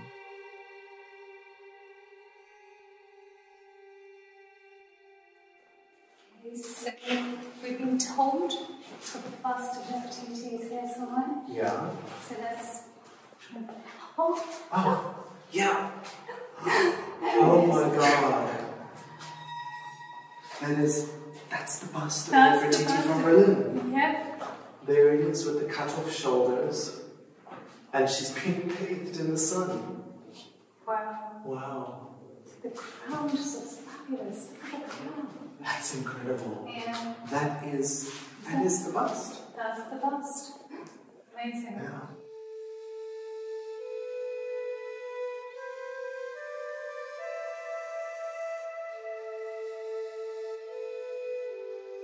Like the others, this tomb was never finished and abandoned. We can see that in the center would have been a statue of Pentu himself, as well as a deep burial shaft. That role placed him at the very heart of the royal court, likely overseeing not just treatment, but ritual and public health during one of Egypt's most turbulent religious shifts. Pentu chose Tomb 5 in Amarna's northern cemetery. Its reliefs still show him receiving rewards from Akhenaten and Nefertiti, flanked by their princesses, yet despite its grandeur, his remains have never been found there. Interestingly, archaeologists found his handwriting far beyond the city at Deir Abu Hinis, dated year 16 of Akhenaten's reign. A graffito at the limestone quarry records King's scribe Pentu supervising stone for the small Aten temple. It's a rare snapshot of his lasting role in major building projects. And then, astonishingly, he re-emerges under Tutankhamun as vizier, Egypt's highest civil office. If the Pentu of Amarna and the one of Tutankhamun's reign are one and the same, it speaks to his extraordinary adaptability and the trust successive kings placed in him. And most importantly, he's probably one of the few who actually knows how Akhenaten died.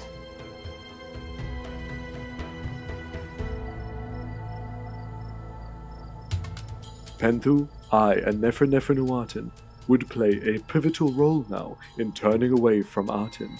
But to do this, they needed a pharaoh whom they could influence. Akhenaten's young son, Tutankhaten, was 9 years old now, a perfect age to be molded. In 1332 BC, Tutankhaten was named as pharaoh. This young pharaoh began to reverse many of Akhenaten's orders, even if he was merely controlled by his courtiers. Akhenaten's holy city, shaped by child labor and unmarked graves. In the end, Akhenaten city was abandoned, but the blueprint of concentrated power cloaked in divine purpose echoes through history.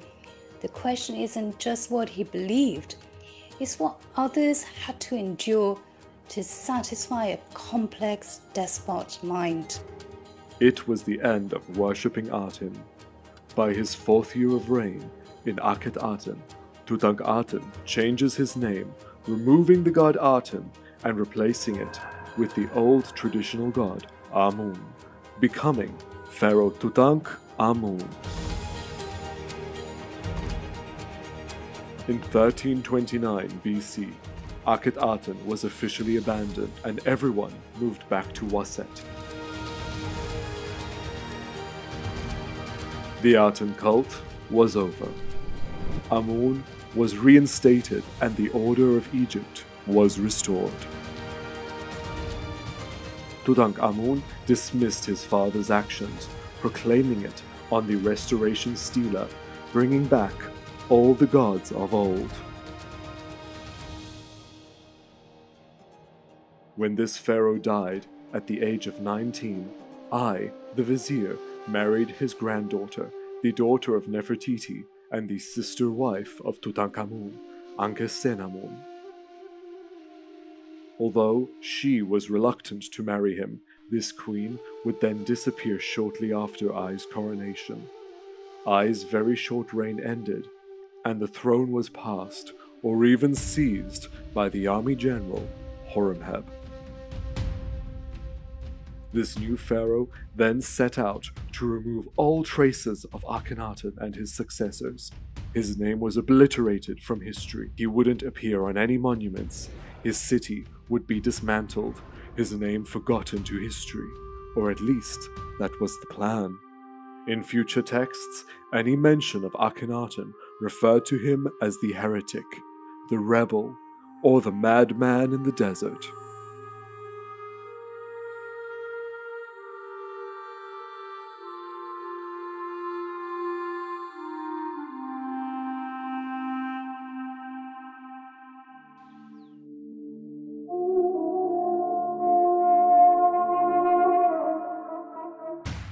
Has the mummy of Nefertiti already been found?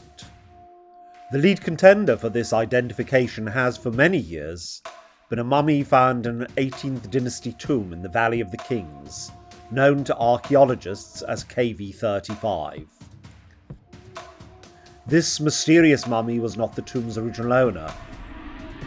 Rather, she was most likely placed there some years after her original burial in order to protect her from looting. This mummy was found in a side chamber of the tomb, alongside an older woman and a young man. The older lady has been identified through DNA testing of a lock of hair from Tutankhamun's tomb.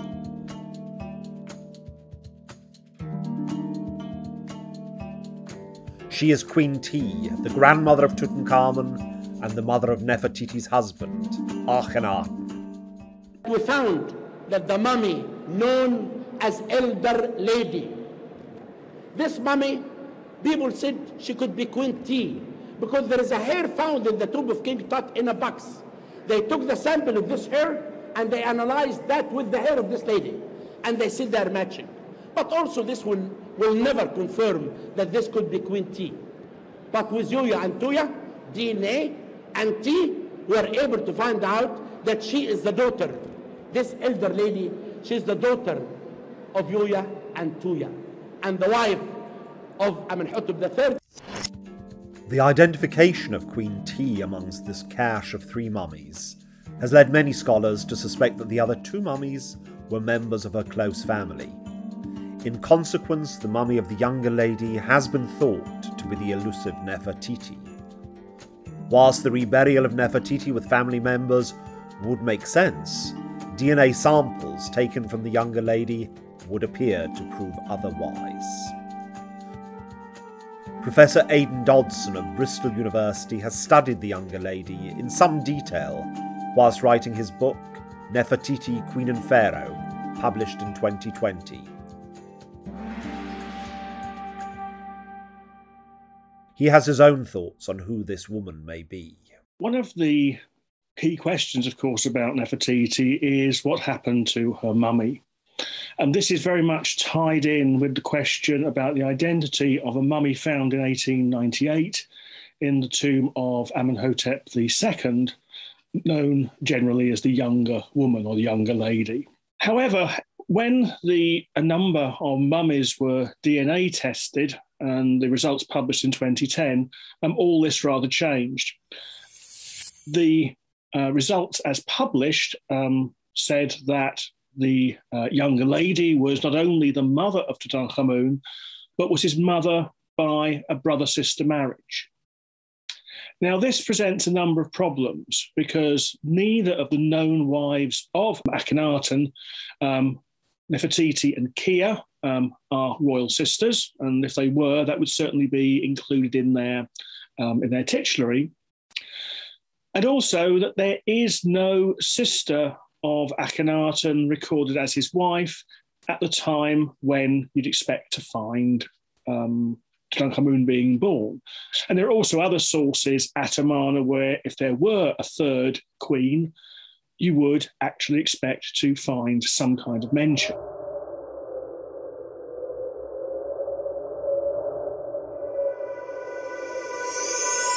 The same DNA signature in Tutankhamun, which would appear to come from a brother-sister marriage from his parents, is also to be found if you have 3 generations of first cousin marriages involved. But amongst the suggestions has been that Nefertiti was the daughter of Ai, and that Ai was a son of Yuya, and therefore a brother of Queen T. Also, going back a couple of generations, there are other suggestions which would fit in again with first cousin marriages.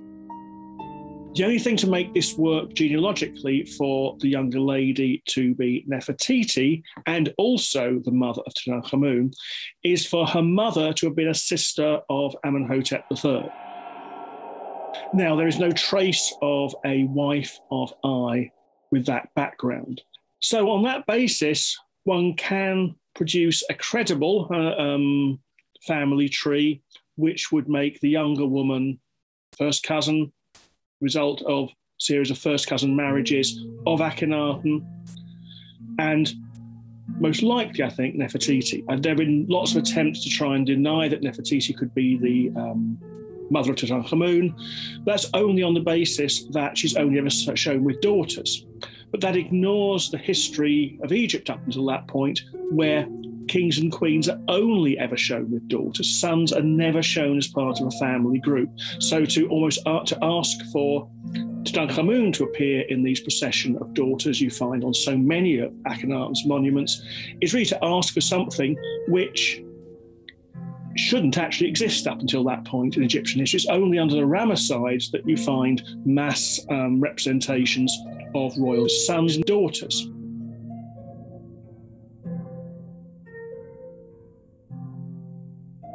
So on that basis, I think a reasonable case can be made for the younger lady being Nefertiti and simultaneously Tutankhamun's mother.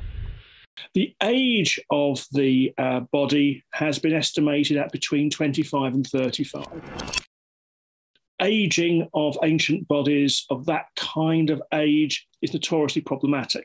But between 25 and 35 actually works quite nicely for Nefertiti, because she presumably will have married Akhenaten when she was in early to mid-teens, say 15.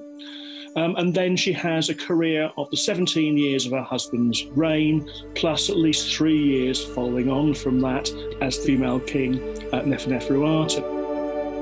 One thing the identification of this mummy with Nefertiti does, however, says something about the way her life ended, because the body has very, very serious facial wounds,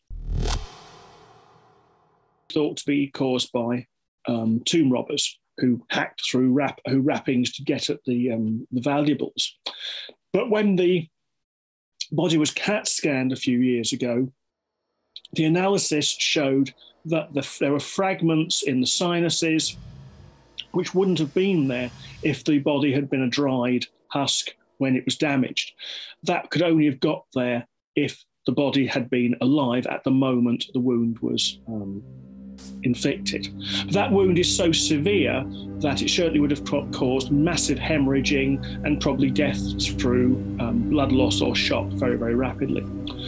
All of which would suggest that if this is a correct identification of it, and even if it isn't Nefertiti, it's still the mother of Tutankhamun, that she died a horrible death, whether by accident, design, or disguised design as an accident. So therefore, this body is a fascinating one and throws up all sorts of interesting questions. But I think one can make a good case for it to be Nefertiti, although there is absolutely no sort of smoking gun, and one can't say QED at this point in time.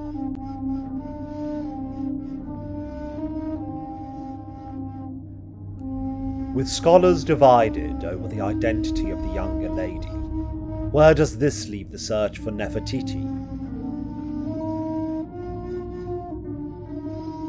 There have been other candidates over the years, yet the majority have been eliminated as dating from the wrong dynasty, or indeed due to the mummification processes employed, not even hailing from senior nobility. This leaves just one remaining candidate from among the two otherwise unidentified female mummies discovered in an unfinished and undecorated tomb in the Valley of the Kings. I have my own thoughts on who the mummy of Nefertiti could be. The two female mummies in KV21 have not actually received much attention. However, in recent years, Egyptologists have started to take a closer look at these two mystery women. Sophia Aziz, an Egyptologist and mummy expert, has been investigating KV21 with some interesting results. The KV21 mummies sadly have been through a really rough ordeal. It's remarkable that they've survived at all. The tomb itself was first discovered in 1817 by an extraordinary character of Egyptology. His name was Giovanni Belzoni, an Italian man of great stature, strength, and intelligence. He was known as an adventurer, an explorer, and to some the father of modern Egyptology. He had an interest in hydraulics and even thought about becoming a monk, but he somehow ended up in Egypt discovering temples and tombs while getting involved in fist fights, dodging bullies, and competing with rivals. And when Belzoni discovered the tomb, it was in reasonably good condition, as were the two mummies within the tomb. He even describes their hair as long and well preserved. This, however, all changed when the tomb was rediscovered in 1989. By this time, it was evident that the tomb had been flooded for a considerable length of time, so both the mummies would have been submerged in this water. Additionally, some graffiti was discovered, indicating that visitors had been in and out of the tomb. In fact, even the mummy's hair was now missing, probably taken as a souvenir. Now, it's quite incredible that the two mummies were still within the tomb, and this could be because the tomb was undecorated, it was uninscribed, and there weren't any clues really to the identities of these two mummies. So this could be the reason why they were just left there, which is actually quite sad, the way they were sort of discovered, discarded, forgotten about, and then rediscovered. Now known as Mummy 21A and 21B, CT analysis was conducted, and the CT results are interesting. So by now, Mummy 21A had actually lost her head, and her body was in pieces. She had post-mortem fractures with some body parts missing. She was the younger of the two. Mummy 21B was determined to be in her 40s. Although she did have her head intact, her right eye was missing, Her nose was missing, but it was determined to have been small and narrow. It also looked like her brain had not been extracted through the usual nasal route, and her heart was no longer in her body, but she did have resin-soaked pads within her body cavity. She also displayed signs of osteoarthritis, which would be indicative of a woman in her 40s.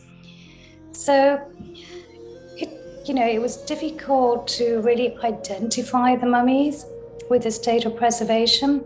But looking at the age difference between them, Mummy 21A being in her 20s, the other one being in her 40s, it's quite possible they were mother and daughter, and this would reflect the fact that they were interred together as well. And what's also interesting is that they had bent elbows and clenched fists, which would indicate that they were both royal mummies. Between 2007 and 2009, molecular analysis was conducted of a number of mummies from the New Kingdom period. This was to see if they were related. Now, amongst these mummies was the famous Tutankhamun, the two fetuses discovered in his tomb, and mummies 21A and 21B. The technique used by the team was genetic fingerprinting, which looks at short tandem repeats. These are repeated sequences found within the non-coding region of DNA. So these repeats vary between individuals. So by comparing the repeats across a number of microsatellites, it's possible to work out whether or not people are related. Genetic fingerprinting is used in paternity, maternity tests, genetic disorder testing, identifying unknown human remains, and in crime scenes. So if you've ever watched a crime scene investigation series, you'll know that at the crime scene, forensic evidence is gathered. If DNA is successfully extracted, hopefully to find a match. The problem with ancient DNA is that it tends to be heavily degraded. And this is due to processes such as autolysis after death, when the body's own enzymes start to self-destruct. And also the burial environment can also have an impact. Chemical, physical processes can further degrade the DNA, and of course microbial attack. So all of these factors can really have an impact on the DNA. When the study was conducted and the results released, this really left the academic field divided, with those that thought it was possible to extract ancient DNA and those argued that it's virtually impossible. So the reason for this was that at that time, extracting ancient DNA was still relatively new, and there'd been some studies in which it was claimed they had successfully extracted DNA, only to find out it was due to modern contamination. Yep. Right. Can you pivot around here? Yeah, on the back one. Should be one underneath.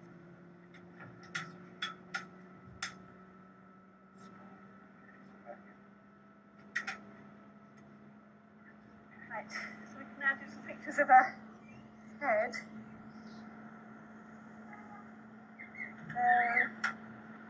Carefully. The team, however, said that they took precautions. So they extracted the ancient DNA from deep within the bones, thereby trying to rule out contamination. Also, they had genotyped all the team that were involved in the study to rule out contamination. It was argued that it would have been more suitable to extract mitochondrial DNA. And this is because mitochondrial DNA, which is passed from the mother, is just better preserved than nuclear DNA. However, the team did eventually publish their mitochondrial results as well. But if we look at the data, so mummies 21A and 21B, we know that it's most likely the DNA would have been heavily degraded. If we think about the environment that they were in, being submerged in water, They were handled a lot. Visitors were in and out of the tomb. So we'd expect the data not to really reveal a lot. And this was actually the case.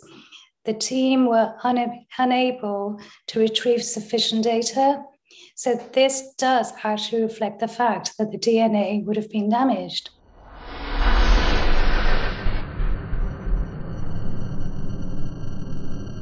The only way to reconcile the differences is probably to do next generation sequencing, which is a more sensitive, high throughput technique, which is much more suitable for heavily degraded DNA. Now, if we look at the context of the burial itself, if we look at the location of the tomb, and we look at the fact that both these ladies were interred together, they both had these clenched fists and bent elbows, it's quite likely that they were mother and daughter, and they would have been royal. So if we look at Mummy 21B, she's in her 40s. She has that degenerative condition. And if we look at Nefertiti's portrayal in her latter life, she is depicted as an older lady. So Mummy 21B is actually a strong contender for Nefertiti.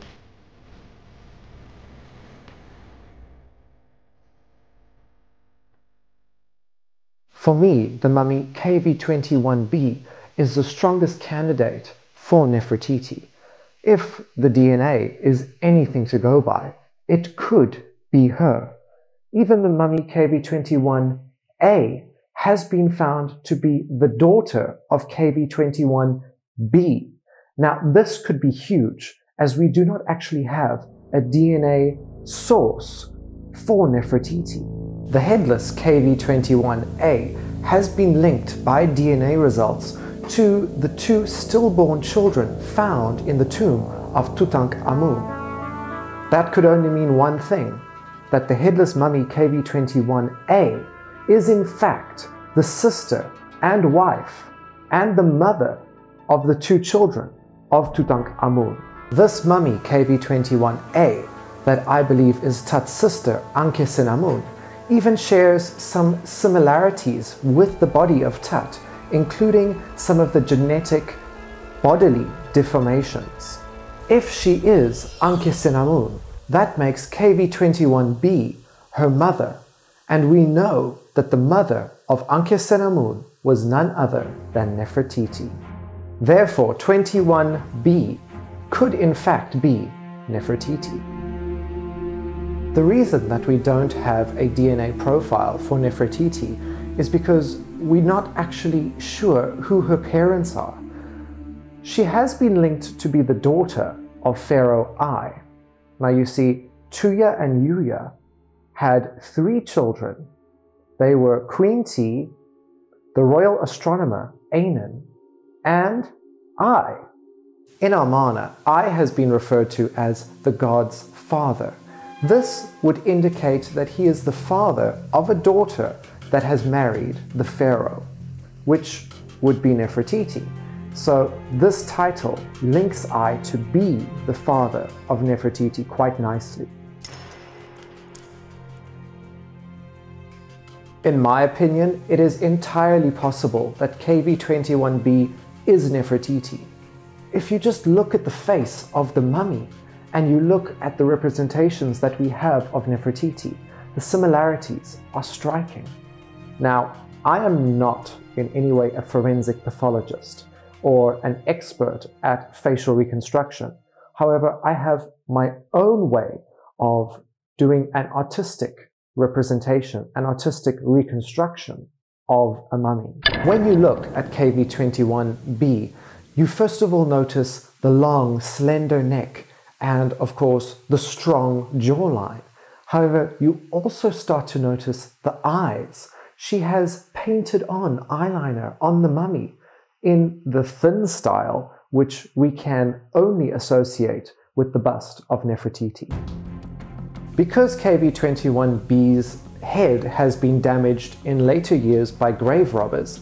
One of her eyes is actually missing. So what I did in my reconstruction process was I took the one eye on the one side, duplicated that, inverted it and lined it up to the skull. That way I could have a symmetric face to work with. Then what I start to do, I start to outline key features on the mummy. And what I started to notice was this mummy shared a lot of the lines on the face that we would associate with Nefertiti, such as the jowls by the mouth.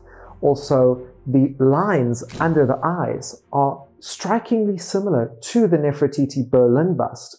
Even the cheekbones and jawline lines up pretty well. Even the nose, eye shape, and the lips line up pretty well with representations that we have of Nefertiti. I am in no way claiming that KV21B is 100% Nefertiti. However, for me, she is the closest contender. Have a look at the reconstruction that I have done and make up your own mind.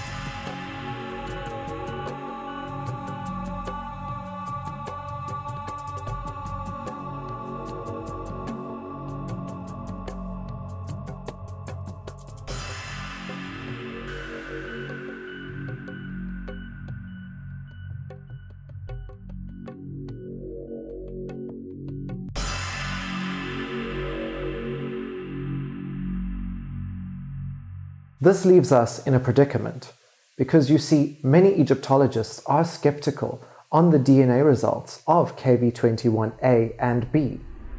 Some Egyptologists are still searching for the real Nefertiti.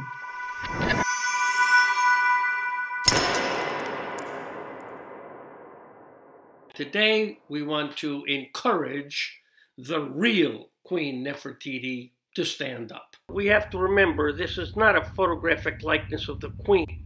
There was no such thing as portraiture in the Western sense in ancient Egypt. The torso in the Brooklyn Museum of Akhenaten, and you can notice that the cartouches are all hacked out.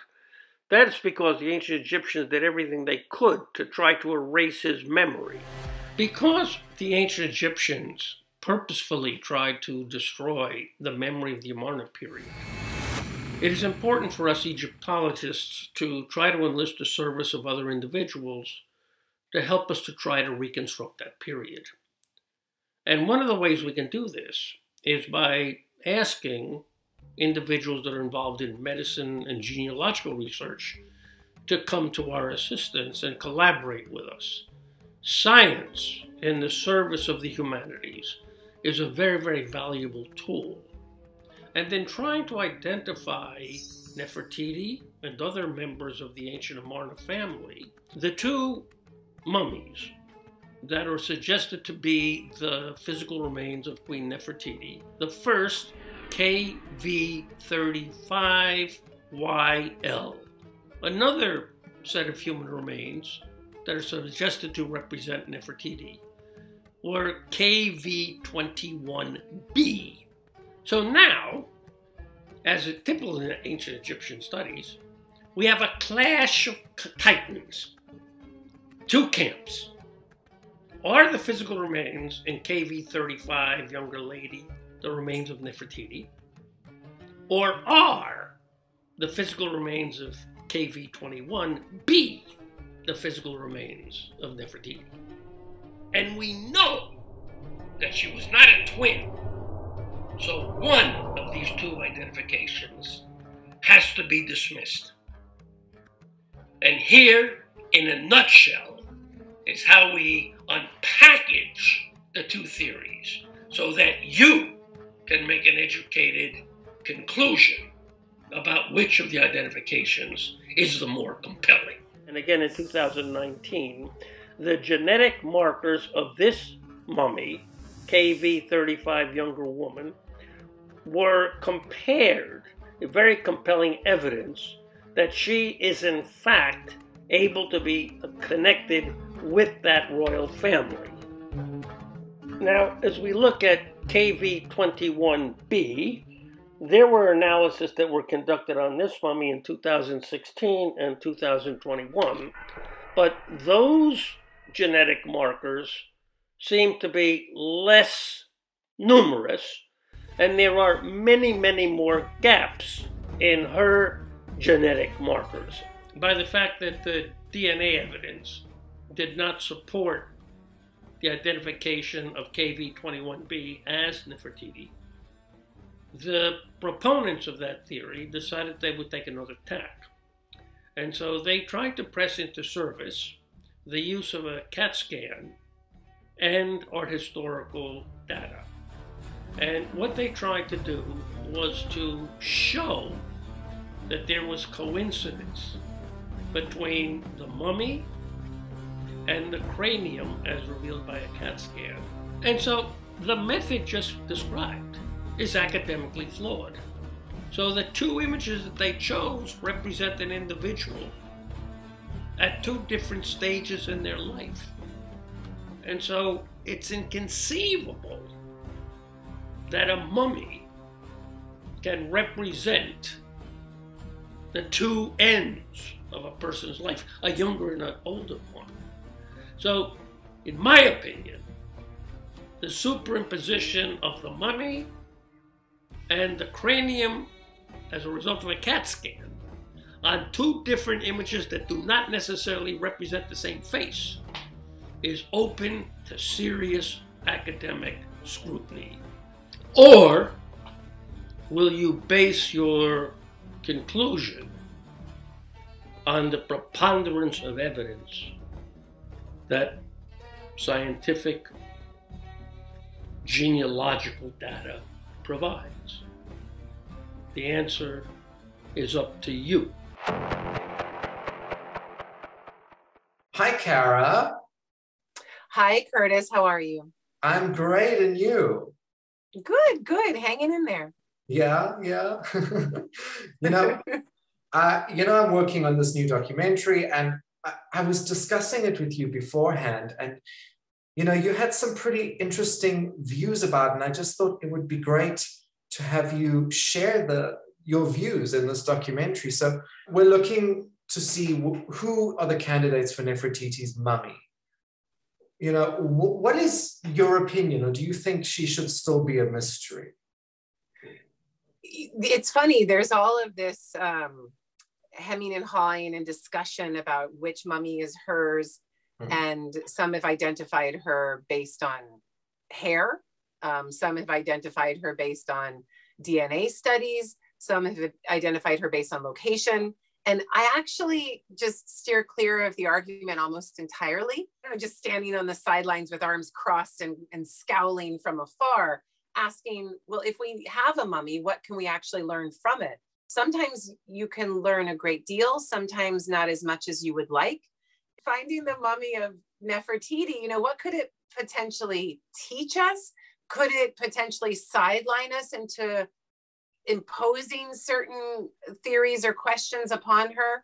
Yeah. And I think that just the mummy of Just the mummy of Hatshepsut and how much attention finding the mummy of Hatshepsut seems to have drawn from scholarship has, in my opinion, taken away from Hatshepsut's history, achievements, and many other issues that I think deserve more attention. So in some ways, I think the mummy chase is like the shiny thing over here, and I would rather be over here with my arms crossed, scowling, looking on outside. You want to learn more about what she did and who she was, rather than, okay, there's the 3,000-year-old body. Right. I say this to my graduate students all the time. I say it to my undergraduate students all the time. We should only be asking research questions that we have a chance of answering. And in the case of some mummies, unless there is a toe tag, unless there is a text assigned to this mummy, we will never truly know whose mummy is Nefertiti's. It's the same with Akhenaten. If these mummies aren't marked in some way that's definitive, there will always be some element of doubt, and we will always be unsure about which mummy is whose. And so given that this is a research question that we actually cannot answer, in the same way that I have students that want to write about Akhenaten, was he mad or strategic? Well, that's great. You can touch that question, but you'll never be able to get to Akhenaten's psychological state because the Egyptians didn't leave anything about Akhenaten's psychological state.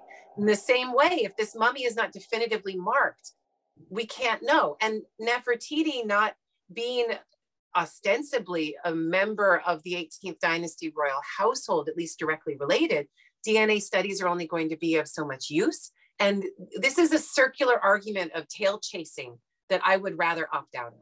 If a woman's mummy is found whose DNA is linked to Tutankhamun, then why could it not be one of his sisters or somebody else in the family whom we don't know?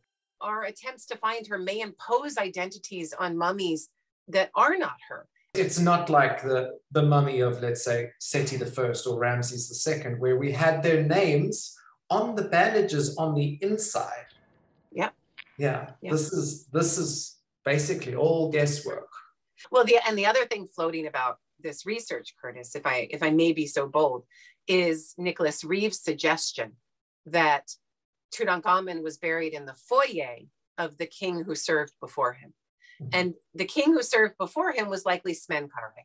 Smenkhare's funerary materials have not been found in any way, shape, or form from the Valley of the Kings, which is highly unusual and suggests that there is a tomb for Smenkhare that we maybe have not discovered yet, right?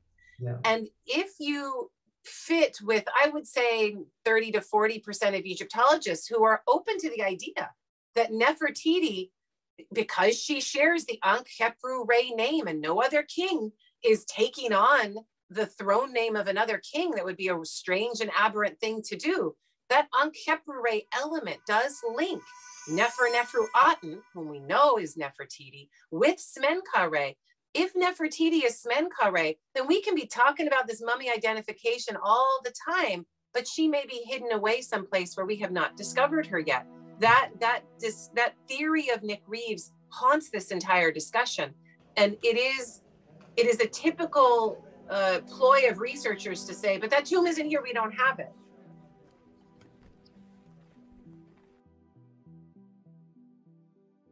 My close examination of these scans highlighted the apparent presence of closed doorways on the west wall, potentially leading to an additional Tutankhamun period storeroom, labelled X in the cutaway bottom left here, and that on the north to a corridor continuation of the tomb, labelled Y.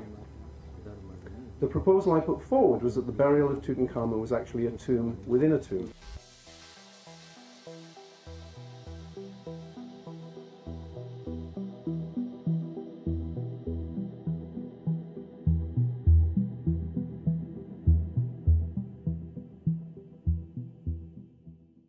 And the fact that we cannot find her is as much of interest to me in what the Egyptians chose to remember about female power in particular. That's where I would rather spend my time.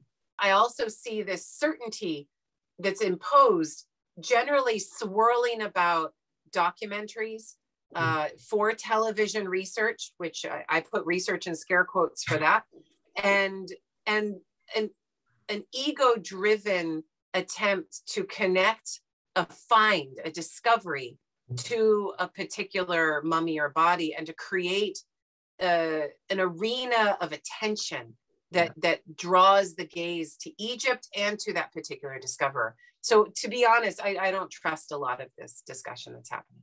Yeah. That's why I wanted to have this discussion with you, because when I make documentaries, I want to keep it open. I want to have different opinions. I want to have the facts.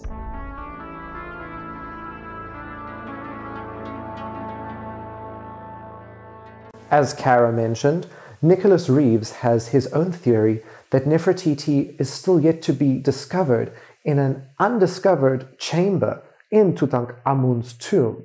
Now, this is a very controversial issue amongst many. However, until we know 100% for sure, that too remains a mystery.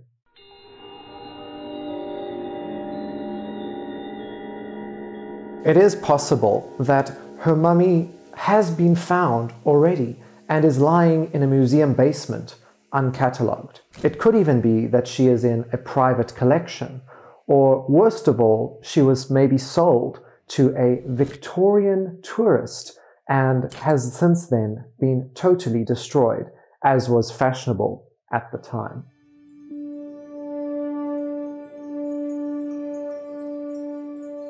Mummies have long been a source of fascination in the Western world, but what they used to be was kind of a commodity. It's long been believed that mummified bodies had magical properties. It was as if all the speculation regarding the mysticism and magic of the ancient pharaohs had literally become embodied in the remains of the Egyptians themselves. So mummies were used for esoteric and occult ingredients, love potions, health tinctures, that kind of thing. It was believed they had medicinal properties.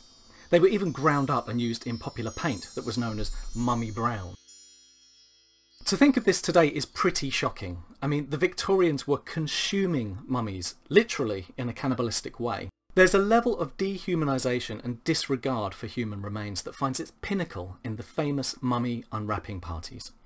By the late 17th century, the physical consumption of mummies was falling out of favour, but the cultural consumption was only becoming more popular. One of the first recorded public unwrappings of a mummy is from the early 18th century. It was undertaken by an apothecary known as Christian Herzog, and he later published his findings. This was a new approach lent credence under the banner of scientific discovery. The spectacle began to overwhelm the research as the 19th century took hold. Famously, it was an Englishman named Thomas Pettigrew, later known as Mummy Pettigrew, who popularised the mummy unwrapping party concept. Pettigrew became interested in the subject after assisting famous explorer Giovanni Belzoni in an early unwrapping party held for physicians. The popularity of mummy unwrapping parties swelled in the 1830s. Early Victorian audiences found the mixture of spectacle, death and scientific research to be an irresistible cocktail. The last mummy unwrapping occurred in 1908 by Margaret Murray. That's just over a century of the public ruin of Egyptian bodies. Countless mummies were destroyed and lost to these centuries of Western consumption of Egyptian remains, and it's likely that the mummies of thousands of royal figures were lost to history. Given that we've never been able to positively identify the mummy of Nefertiti, it's entirely possible, maybe even likely, that her remains were discovered, uncategorized, and lost in this manner.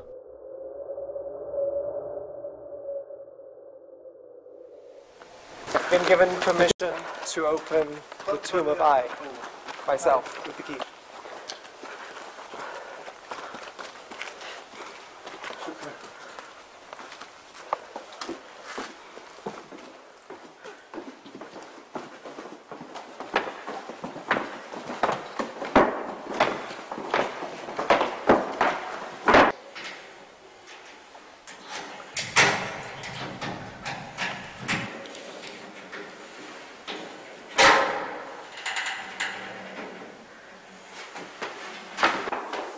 Imagine the method of like light with just a little lamp.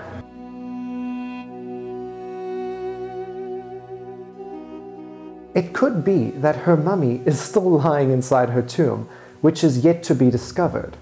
If Pharaoh I really is her father, it is possible that Nefertiti was buried in the Western Valley in Luxor, near her father I and her father-in-law Amenhotep III's tombs.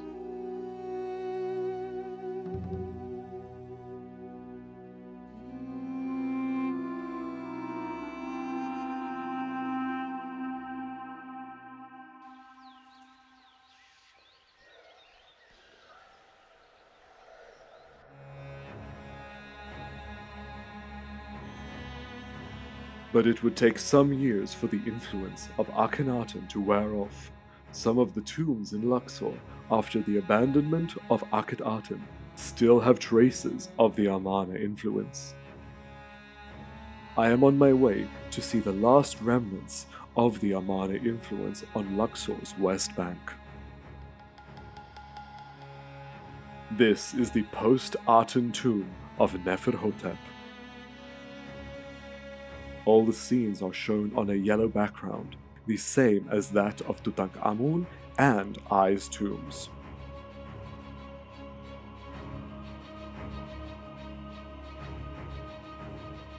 This tomb was created at the end of Tut's reign and the start of I's rule. The tomb shows many scenes that are still in the undeniable Amarna art style, showing scenes from everyday life in perfect form. With one exception, the traditional gods are back. And right at the end of the tomb is Neferhotep himself, the man whose name means the beautiful happy one, and his wife, Merit Ra, the one that makes Ra happy. Here they are, just looking so regal. Although they're not royal, they were so important during the reigns of Pharaoh Tutankhamun, I, and Horemheb. This tomb is the last glimpse of the Aten period we will see in Egypt. As we can see is Neferhotep and his wife Merit Ra, their daughters. This tomb has recently just been cleaned. It's taken about 6 years. When Jean-François Champollion first discovered this tomb, he came in here. The tomb had been used as a house very recently then, and the entire walls were covered in black soot. If we look around here, we can see all the black soot on the ceiling that is still yet to be cleaned. But the team of archaeologists and restorers that came in here recently, they cleaned every millimeter with a laser. So it must have been quite a long process, but absolutely worth it.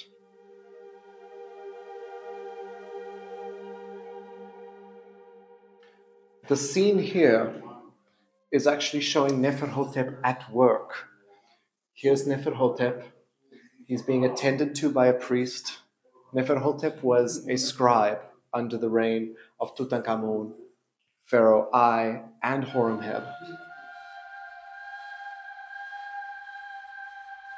But this, to me, looks as if it was made during the time of Tutankhamun because of the iconography.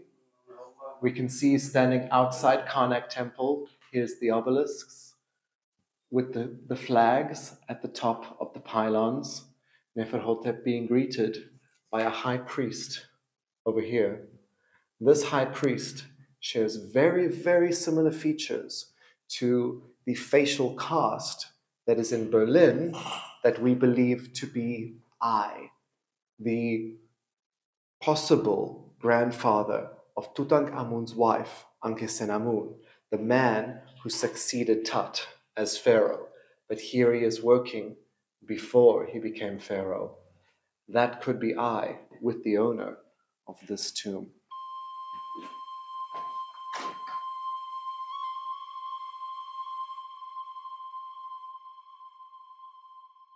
So the scene that's happening here is the funeral, with all of the offerings being brought to this very tomb, the official mourners all crying and screaming out for the death of Neferhotep.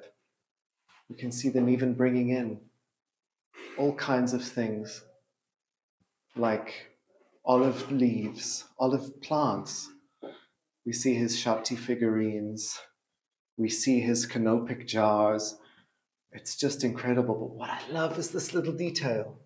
It is the death mask of Neferhotep and Meritra.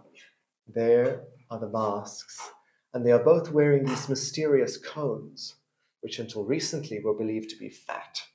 But that has been disproven.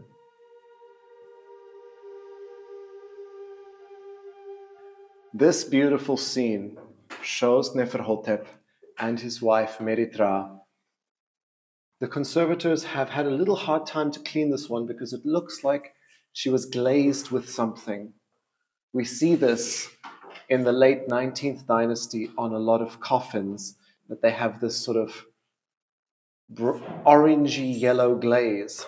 But what's happening here is Meritra, the singer of Hathor, the wife of Neferhotep, is shaking a sistrum to her husband, who's wearing a beautiful blue collar necklace, these beautiful lapis bracelets, his little beard, gray hair to show his age. We see the Amarna style still influenced with the large stomach, the rolls of fat, and he is pouring out this jar of wine. We can actually see red wine being poured over all the food offerings. Just look at the colors happening here. All the beautiful details, the flowers, the figs. We can see grapes over here, all the bread, geese, cows, beef. This is Neferhotep ensuring that for the rest of his afterlife, he will still receive offerings and still be played music by his wife for eternity.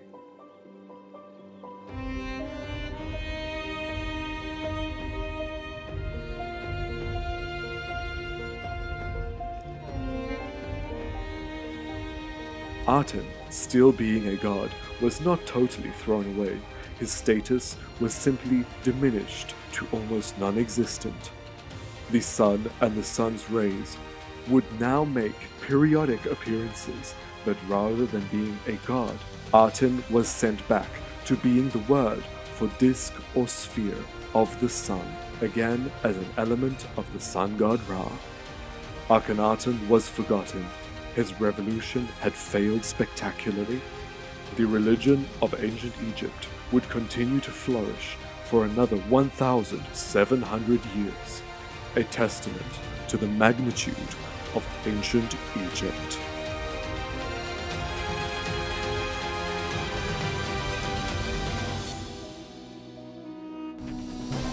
Whilst it's entirely possible that Nefertiti's tomb, and indeed mummy, may still lie undiscovered beneath the sands of Egypt, it is equally possible that Nefertiti may remain, like so many aspects of ancient Egyptian culture and history, a tantalizing enigma for eternity.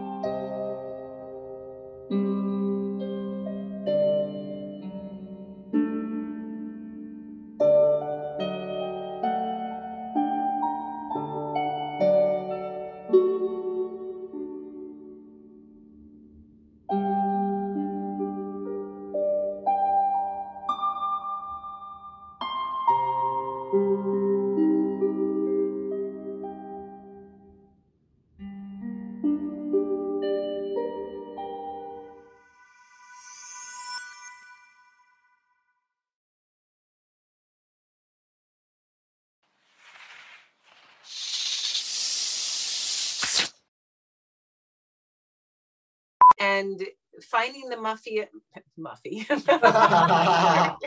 That's horrible. There have been muffs found, but anyway, finding the mummy of Nefertiti, you know, what could it potentially teach us?